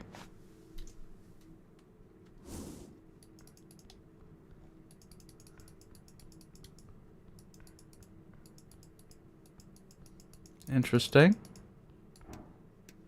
That looks like a shard of yore. I've got all these shards of yore, but no use for them. A door. How interesting. Is that a good strategy for Bed of Chaos? Oh, yes. I mean, that's how I do it. You approach the firmly shut door, so appear not be open. I hate these things. OWD sprouting like weeds across a dungeon. Terrible. Horrifying, even. OWD? One-way door. He taps the wooden surface. Completely impervious to damage and force. Unopenable via whatever esoteric means keeps this place afloat. Esoteric. Whatever the weird unstable magic around yours coast. Oh, sorry. Esoteric. Whatever the weird unstable magic around yours coast makes things a bit too wacky. People tend to say this. Unless you stand on the other side of it, at which point it opens like the door of a friend on robe-light night. No idea what that is. Ooh, spoopy. So I'll need to find the other side in order to open it. That's the logic, yes. Right, well, I'll have to keep an eye out. So it's probably a shortcut back. You know, talking in metagame terms. This way, perhaps? Oh, a light. A light in the dungeon. Oh my goodness. Another one-way door? Seems like it. Our poor cleric's not having... I mean, they didn't have a great previous day, did they? But they're still not having a great day. Ominous hallway. Click. You feel a pressure change. A rushing wind causes you to be pulled just an inch further into the hallway. Then you see something opening in the walls. The goblin behind you is already in action. Back. Now! Avoid the trap. Oh, lucky I had advantage. Well then. You just barely escaped the deep clutches of the skin-melting heat. Heat! An obscure novella about a Redsian revolutionary falling for her servant, Steve. Standing up, you realise the fire singed the edge. Standing up, you realise the fire singed the edges of your uniform. Adrenaline. Leaving the system. Pain burns. Roll around to put the last fire out. But you live. Whoa! Goodness! Don't waltz into obvious death hallways like that. I don't need to see more of your near-death experiences. How was I supposed to know? It was ominous! It was clearly an ominous hallway. I'm sorry, but clerics don't have the ability to esoterically pick up vibes. Now, don't enter the hallway before you disable the trap, or you'll get roasted again. Looking back, the hallway has no marks of being filled with flames. For the same reason it's still functional, it's a magic trap. As you dust yourself off, Snell squints at the strange paw prints on the walls. Wait, I think I know this. These marks. This is where you can deactivate the trap. Let's check them out. Yes, there are more likely... These are most likely connected with its esoteric nature. Investigate. Terrible, terrible hallway. Good thing I can heal. Well, that means using up another spell slot. Oh, I fully healed. Oh, you don't mind that, do you? Paw prints, one on each side. Ominous hallway. There are 2 faint paw prints here, one on each side of the hallway.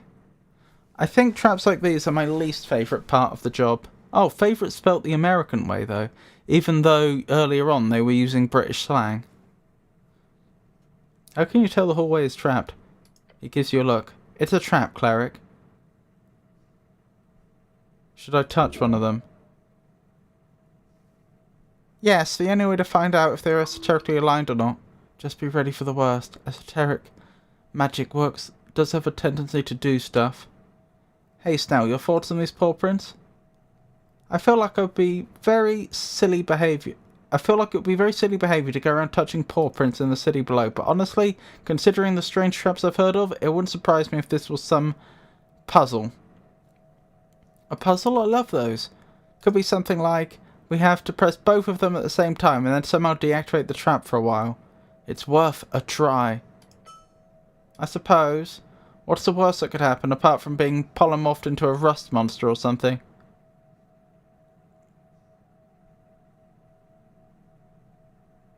That would never happen to me. I'm too lucky. Or at least fast on your feet. Wish I had your confidence. You get into position and look over to your companion. Oh, you get into position and look over to your companion on the left. He reaches up to it after a moment of hesitation. Oh yeah, this is magical. But nothing more than that, he says and puts his whole weight on it. Try pressing yours. Just 2 fellas pressing the wall. Press the other one. Clunk. The goblin jumps back. A deep groan from the walls. That... Did it do something? Why is that ticking noise? Oh, we can detect esoterical vibes. Esoterical vibes? A pressure change? Something's happening. As you peer into the hallway, you see something appear on the wall. Is that writing? At the entrance, a whirling mess of faint light forms a stable form. Entrad en par e probeos. That is cat speech. You cannot read it. That's an attractive tongue. Why is there cat speech on the wall? Yeah, good question, but I can read this kind of? Let him focus. Oh, impressive. Sure, sure. He stares at the text and mumbles some stuff. It says, enter as a pair and be probed? Not probed. Proved. Like the dwarvish prov. It's a trial. Not probed. Proved. He snaps his fingers. Yes, that's it. It's a test. Enter the hallway in a pair and be tested. I'm ready. What are you... The goblin takes a deep breath through clenched fangs. Yeah, okay. On 3, 2, 1. Start walking. The 2 of you step forward. In hesitant unison. Trembling. The text is changing. Stop. You both stop halfway looking at the magical lettering on the wall. Al son divino la puerta se abrirá. Oh goodness, your companion mutters. Oh, the music. It's got suddenly a lot more interesting. Something divine, something poor. Open gate. You can read it, right? It's not like I took formal lessons. I've just picked up a few words here and there. A clicking sound starts to echo in the hallway. Tick, tick, tick, tick, tick. Goodness. Okay, hold on. I got this. Tick. All Sun Davino. That's the divine song. Tick. Puerta is door. Tick. Listen to the divine song and the door will open. Your doom is near. Doom, the lair of a lich. Okay, cool. Yeah, very cool. He glances around the hallway erratically. The ticking is kind of a song. A rhythm, at least? That ticking. Tick, tick, tick. Oh, it's kind of catchy. You're clearly supposed to move forward in rhythm with the song, but without knowing it innately, it would be incredibly difficult to follow. What are my choices? I could follow my instinct, figure out what the divine song means, follow your instinct, ignore the ticking trap, pray to earth. Follow your instinct. No. It's just a rhythm, clearly. Listen to it, you have to. Cleric, I can do this. Take a step forward. As you do, the ticking stops. That wasn't on beat. That wasn't on beat. Look at your feet, then to snail. Your companion holds his breath and stares at you. What? What did you just do? Don't think, just go. You give the goblin a quick glance and panicked stare. He returns it, yelling, "Go!" Tick. You bolt off the goblin beside you. Fire erupting behind you. It feels like an instant and forever at once. A pressure wave of heat hits you in the side as you pass one of the volcanic holes, and you completely lose your footing. You see the goblin overtake you as you tumble. Then the fire envelops you. I'm making death saves all of a sudden. Well, I made them. Push through the flames. This has not gone wrong. This may be a reload situation. No, the pain is too great. This will be your grave. Oh, they're not make. I don't have the failures from last time. That actually is different to normal D&D rules. Step by step, you move through the heat, seeing nothing, blinded by pain, but you make it. As you get out of the fiery hallway, you see Snell rolling around on the ground, tapping his jacket to put out the scorched ends. However, he quickly leaps up to you, yelling, "Cleric, you're burning!" Fall to the floor and roll around.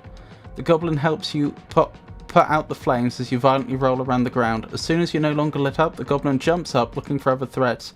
Oh no. He takes a deep breath. Where are we? Oh goodness, we're out. The gods favour us, Snell. Enjoy being put out of the fire trap. Or being out of the fire trap. Cleric, look, he mutters and points to the wall once more. Another line of shifting magical words appear. Passad libres por badato celestial. It says we can pass liberally by celestial mandate? Oh yeah, we can.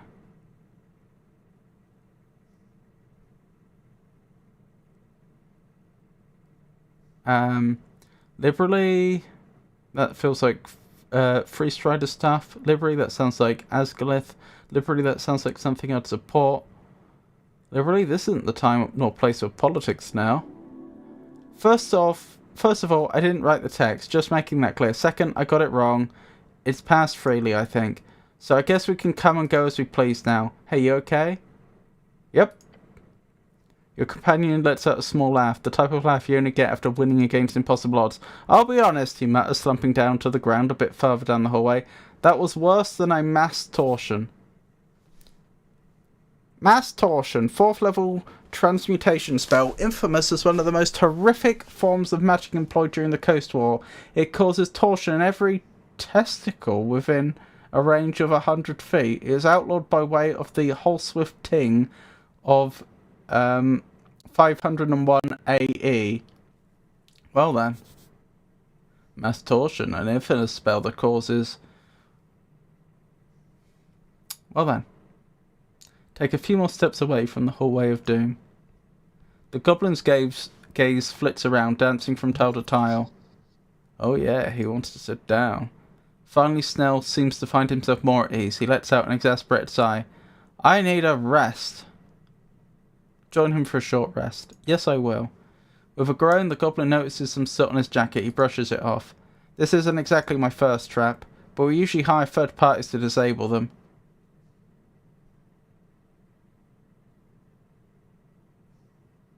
So you're saying you're a bit of an expert on this stuff? Depends on who you compare me to. Rearing around in his pouch, Snell finds a tiny green sphere. He smacks it against the ground and it begins to flutter up into the air. Some type of primal essence, point of light. What kind of glowing globe is that? The Nessun kind, sadly it's my last one. Then the goblin leans back against the dungeon wall. My voice for Snell keeps shifting towards the voice I use for intelligence, and it's bad, because it makes it hard to tell them apart. The goblin leans back against the dungeon wall, making sure to check for any trap mechanism beforehand. Look, I work mainly in the upper and lower Tolstead. The city below is not my responsibility usually. So... Oh, I think we leveled? Because I don't think it was 900 to the next level before. So apologies if I don't have these magical shifting tunnels memorized like some veteran adventurer. Apology accepted. No need to apologise. From what I've read, the sea below is incredibly dangerous. I think... Apology accepted, it's gotta be. He lets out another sigh, this time in pure exhaustion. You've heard that the city below changes from time to time, but most people believe it to be a myth.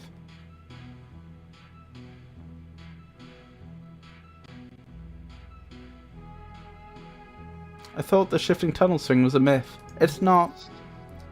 He states it plainly and quickly, as if he's had it to prove it often. This place, it's real close to the garden, right? Sure. Wasn't here a couple of months ago. Between the garden and the water lane sewers, I'm 100% sure there was a slanted hallway full of frozen spikes. We boarded them up as well as we could at the time. Shh. Boarding up. That only lasted a couple of hours. It moved around? Yeah, it moved around. All of this stuff does. The esoteric nature of the city below is well documented. It has to do with sentience. If you believe the few scholars who have been allowed to investigate it, the more living minds present, the less chaotic a section will be. But this, what the goblin describes, that is enough activity to warrant a proper look. That's crazy. I figured all the shifting calmed down after the conquest. It did. It didn't. Or I mean... From what I understand, your dead god and his paladins used to keep things clean, but nowadays it's getting weirder by the day. But hey, now you're here, so you can take on this esoteric magic, right? Do well and I'll buy you a beer, deal? I don't drink now. Oh, I keep forgetting you're like an actual cleric. No alcohol at all, eh? Of course not. Intoxicants are the work of evil and chaos. As clerics, we must abstain to maintain a fight against discord. Plus, we cannot cloud our minds. We must remain vigilant so we can fulfill our sacred quest and make sound judgments upon our people. Yeah, he waves a claw, clearly not listening. But trust me, the city below is very esoteric. Nod somewhat. It's also... incidentally, I don't think in D&D there is actually a restriction on clerics not drinking. It's also really terrible, which explains why your beloved city would give up the property rights to a bunch of goblins, huh? And these last couple of years, there's been more and more Reedsian scholars going delving to study it. The old lady doesn't let in on her turf, of course. Chase them away is one of my many jobs. Politely, of course. I'm not some syndicate gangster. He instinctively throws out that gangster comment, bit of a sensitive topic. But the other tribes are more accepting, for a ton of coin, of course. Nice work, by the way, with the trap. Don't mention it. My cat speech isn't the greatest, so I'm not sure what I expected, but we're alive. That's all that counts. You okay, by the way? No serious burns? No need to visit a healer or anything? I'm very good at abjuration magic, it's fine. Abjuration? He scratches his chin. That's a protect tomato one, right? Ah yes, the old tomato reference guide. They use it in schools to teach the difference between esoteric categories. You know about the tomato cheat sheet? He smokes. Everyone knows about the tomato cheat sheet. But wait, is all healing magic abjuration? Because that's the one that protects, right? A shield is protection, but healing sounds more of a post-protection thing to me. Shield, a first level abjuration spell, can be cast as a reaction to raise an arcane barrier around the cast to protect against the fiercest blows.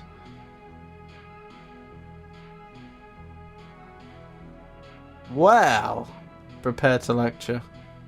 He watches as you clear your throat and hold up 8 fingers. The esoteric nature of magic on our coast depends entirely on the original parameters set in place by Yor. While we know little about him, due to his death in the Great Gate War. Right, the Gate War. Gate War, the legendary conflict between the beasts of yore, the original gods, and the many others who tried to take over yore towards the end of the Gate era. We have little information about the conflict, but it is known to have led to the closing of the gates and began the Fade era. Fade era, a period representing approximately 1,110 years, if you trust modern scholars.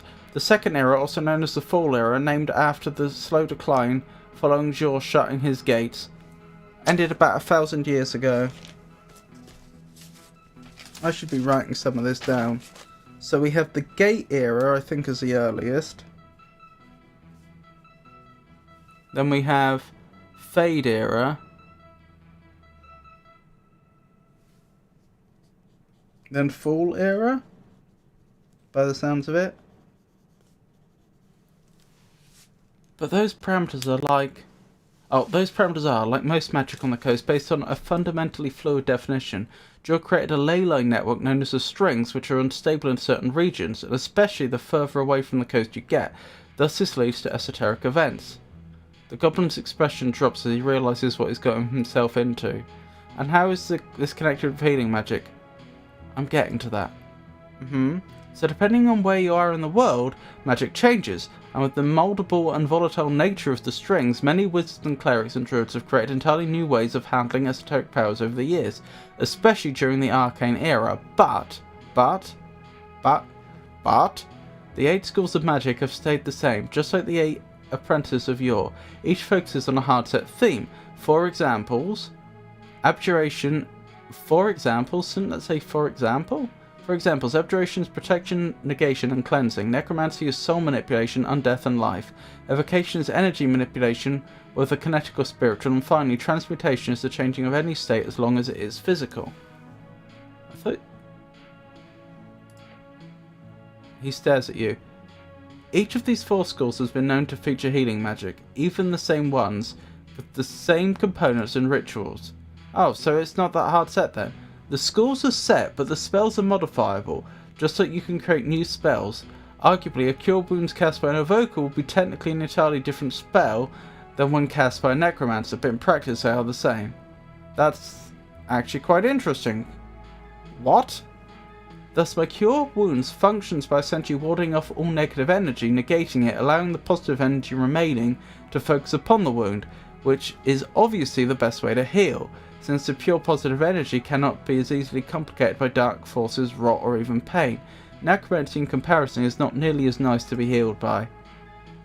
Oh, what about transmutation evocation?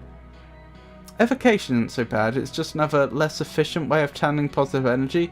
Transmutation though, that's just like mangling the body back together.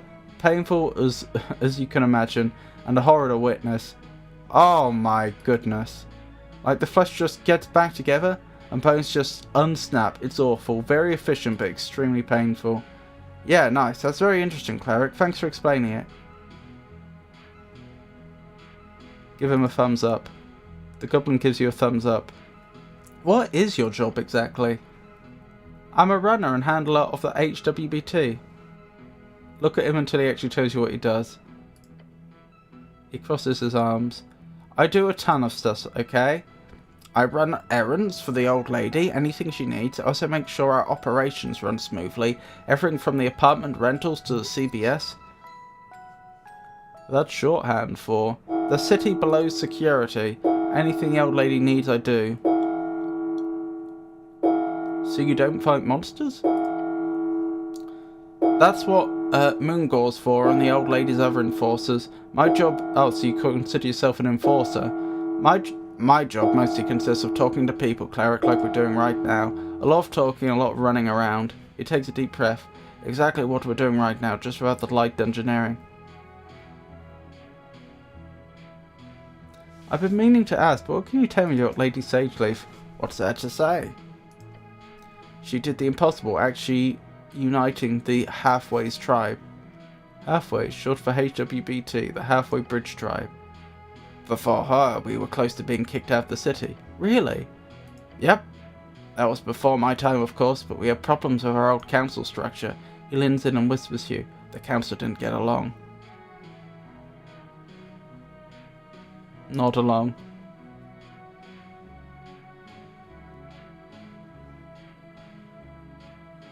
I'm guessing you enjoy working for her. I do, Cleric. It's good. How long have you been working for her? The goblin mutters himself and looks off in the distance. I guess it's been almost 10 years. Wow, I've only been a cleric for... As you pause, he raises his eyebrows.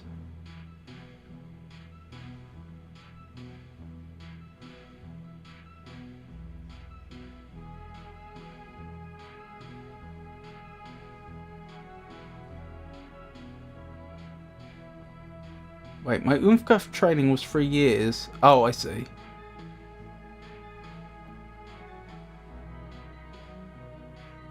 My Umfgaf training was 3 years and I've been at this house for 5. He chuckles and stretches a bit. Time takes us all. Charisma. Time takes us all. A classic line from the play Tysius about a merman who decides to swim around the coast is considered bigoted by some, as it does not portray merfolk culture in any semblance of accuracy. But man, is it funny. Merfolk, aquatic fish people. They are found mostly around the islands and underwater nations of the Middle Edge. Does she have a consort of some kind? Why, are you interested? He laughs. Are you? He stops laughing. No! He does not look worried. Cleric, I'm devoted to my service. Lady Sagittarius is one of the greatest goblins who's ever lived. She has no need for consorts. Neither do you. He clearly sees her as more of a god than a master, and also he's clearly got... I don't know, I think... that wasn't a very smoothly put question. I think it could have been phrased a lot better. But I think it's a fair point that as the leader of their nation, or of their tribe, sorry, like, do they... What provision is there for the future? Like, is she expected to have children that then take over after her? Or do they do it differently? What happens at that point? Very, very interesting. Anyway, what about you, Cleric?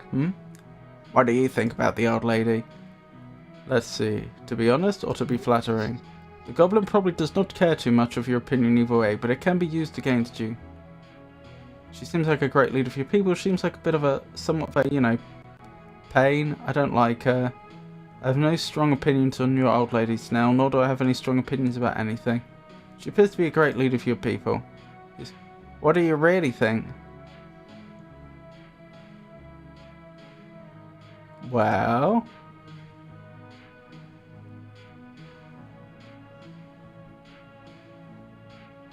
She seems like... do I say she seems like she could be a bit of a pain?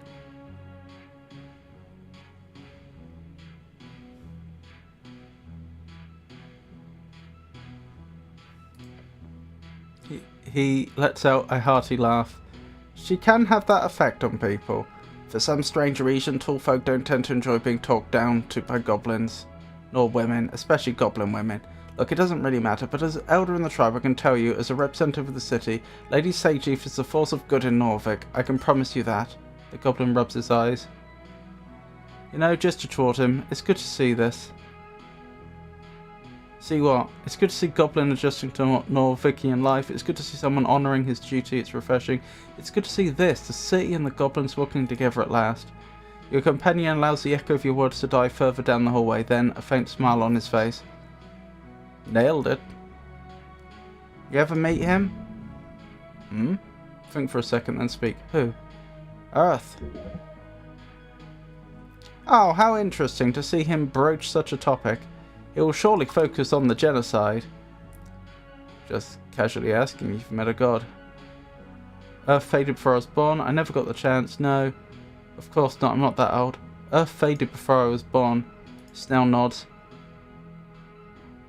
First generation post-Earth, eh?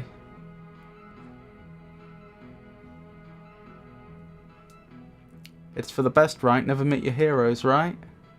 Oh, it's for the best. Never meet your heroes, right? I imagine those hedonists chanting Toggig's name wouldn't be too cheerful if he returned either.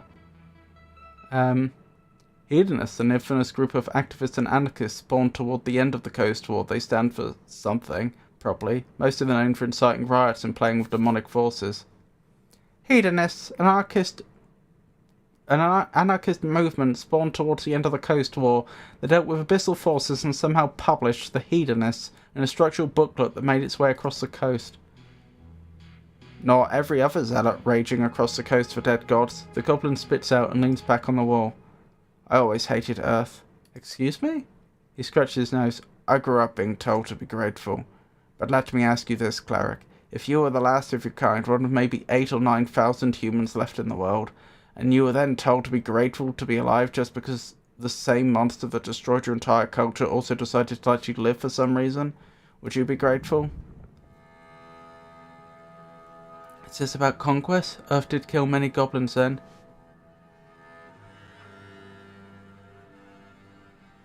You're talking about the conquest? He lets out a mocking laugh.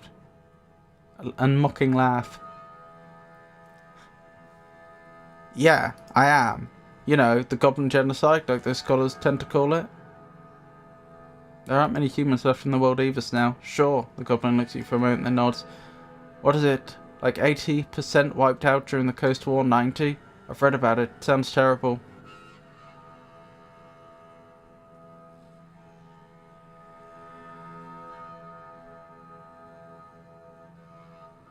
We brought it on ourselves. I don't know. Takes a deep breath. I suppose you could view the anarchists as a sort of outside force. Sorry, arcanists as an outside force that caused the whole thing. But you know very well that they were human too. Men cause their own oblivion.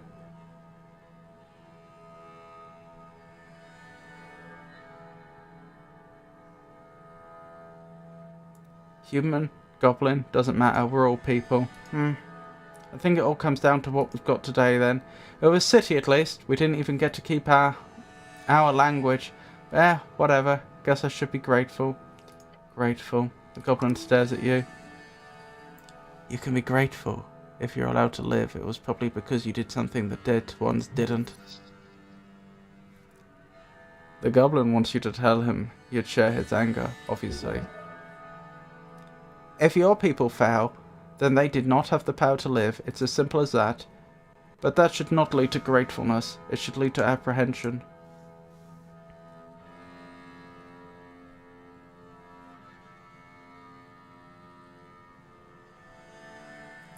I would hate the monster who destroyed my people. His stern expression drops. Who wouldn't? Snow clicks his tongue and gets up. Every goblin asks themselves that question. To be a Cran or not to be a Cran. Cran, the goblin traitor, the one who signed the goblin treaty, giving away everything to Earth after the goblin genocide. Sometimes goblins invoke his name to call another goblin a human lover. We all got different answers. What to do when the past is erased. He groans and shakes his legs a bit. Some focus on building something, culturally or politically. Some try to get rich in this new freestrider world. Some of us, we... Oh, freestriderism is, what's the word, like maximizing freedoms without restraints, I take it. Like the idea of like free trade without regulations, etc. Let people be exploited, what have you. I'm guessing. I think that's where this game's going with that. I could be wrong. You hate Earth? The goblin nods. A little bit of hate, yeah. But afterwards I only do one thing, cleric. I serve Lady Sageleaf. Snow turns back to you, his expression calm, collected. That's enough for me. Look, this guy's got enough troubles to deal with. Don't make it all existential. Like he's telling you, this isn't personal. This is business. And he's got a job to do, just like you. And don't worry about this goblin on human hate you were reading between the lines. All of that will be gone once Norfolk evolves into a modern city-state. Will it? Not sure it will. Then Snell and every other sentient worker and entrepreneur can come flooding into this stagnant city. Then no one will care if he's a Cran or not. He'll just be another actor in the system, just like it's meant to be. Baby. Yeah, I don't know about that. The goblin is one of the good ones, true. Orderly, strictly trained, conscientious, his queen, his dragon whipped the halfways into shape over such a short span of time. He does not need to think so much of his position. His culture was eradicated because of a utilitarian choice by an oppressive numinist yes. That was then. Now is now. As long as he keeps this up, he will, along with his peers, have created a new type of goblin 1,000 times more useful. Once you take power, these goblins will be fine servants. Well then, that could have gone worse. But yeah, probably smart to not talk genocide with the guy whose entire culture was erased like, what, 50 years ago? Wait, oh, it's literally the 50-year anniversary of this year. That's crazy. Anyway, don't mention that or any of this again. He'll probably be happy to just listen and take it like a good little Asgulus or something. Nod. Your companion looks at you for a while. His yellow eyes seem to behold you, seeking another answer. This one's on me.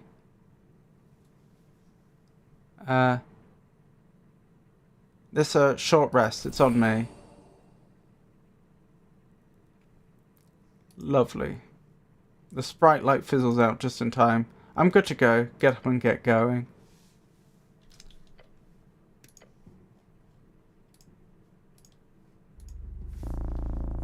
Rightio.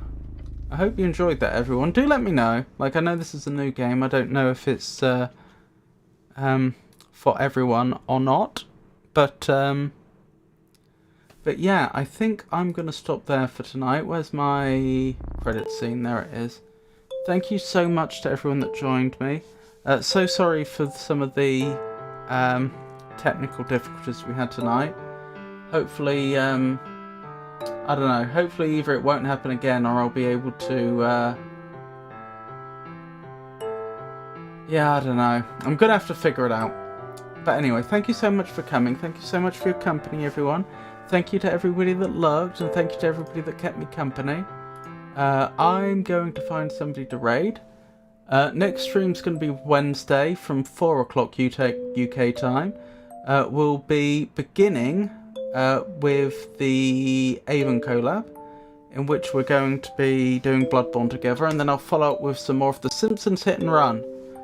Which we just started last week, which was a lot of fun, and I'm looking forward to continuing that. I'm looking forward to continuing both of them. Friday will be more... Oh, it says Mission Nutrition followed by the Crimson Diamond, but we finished Mission Nutrition last Friday. So it'll be more of the Crimson Diamond, and I'm going to have to figure out...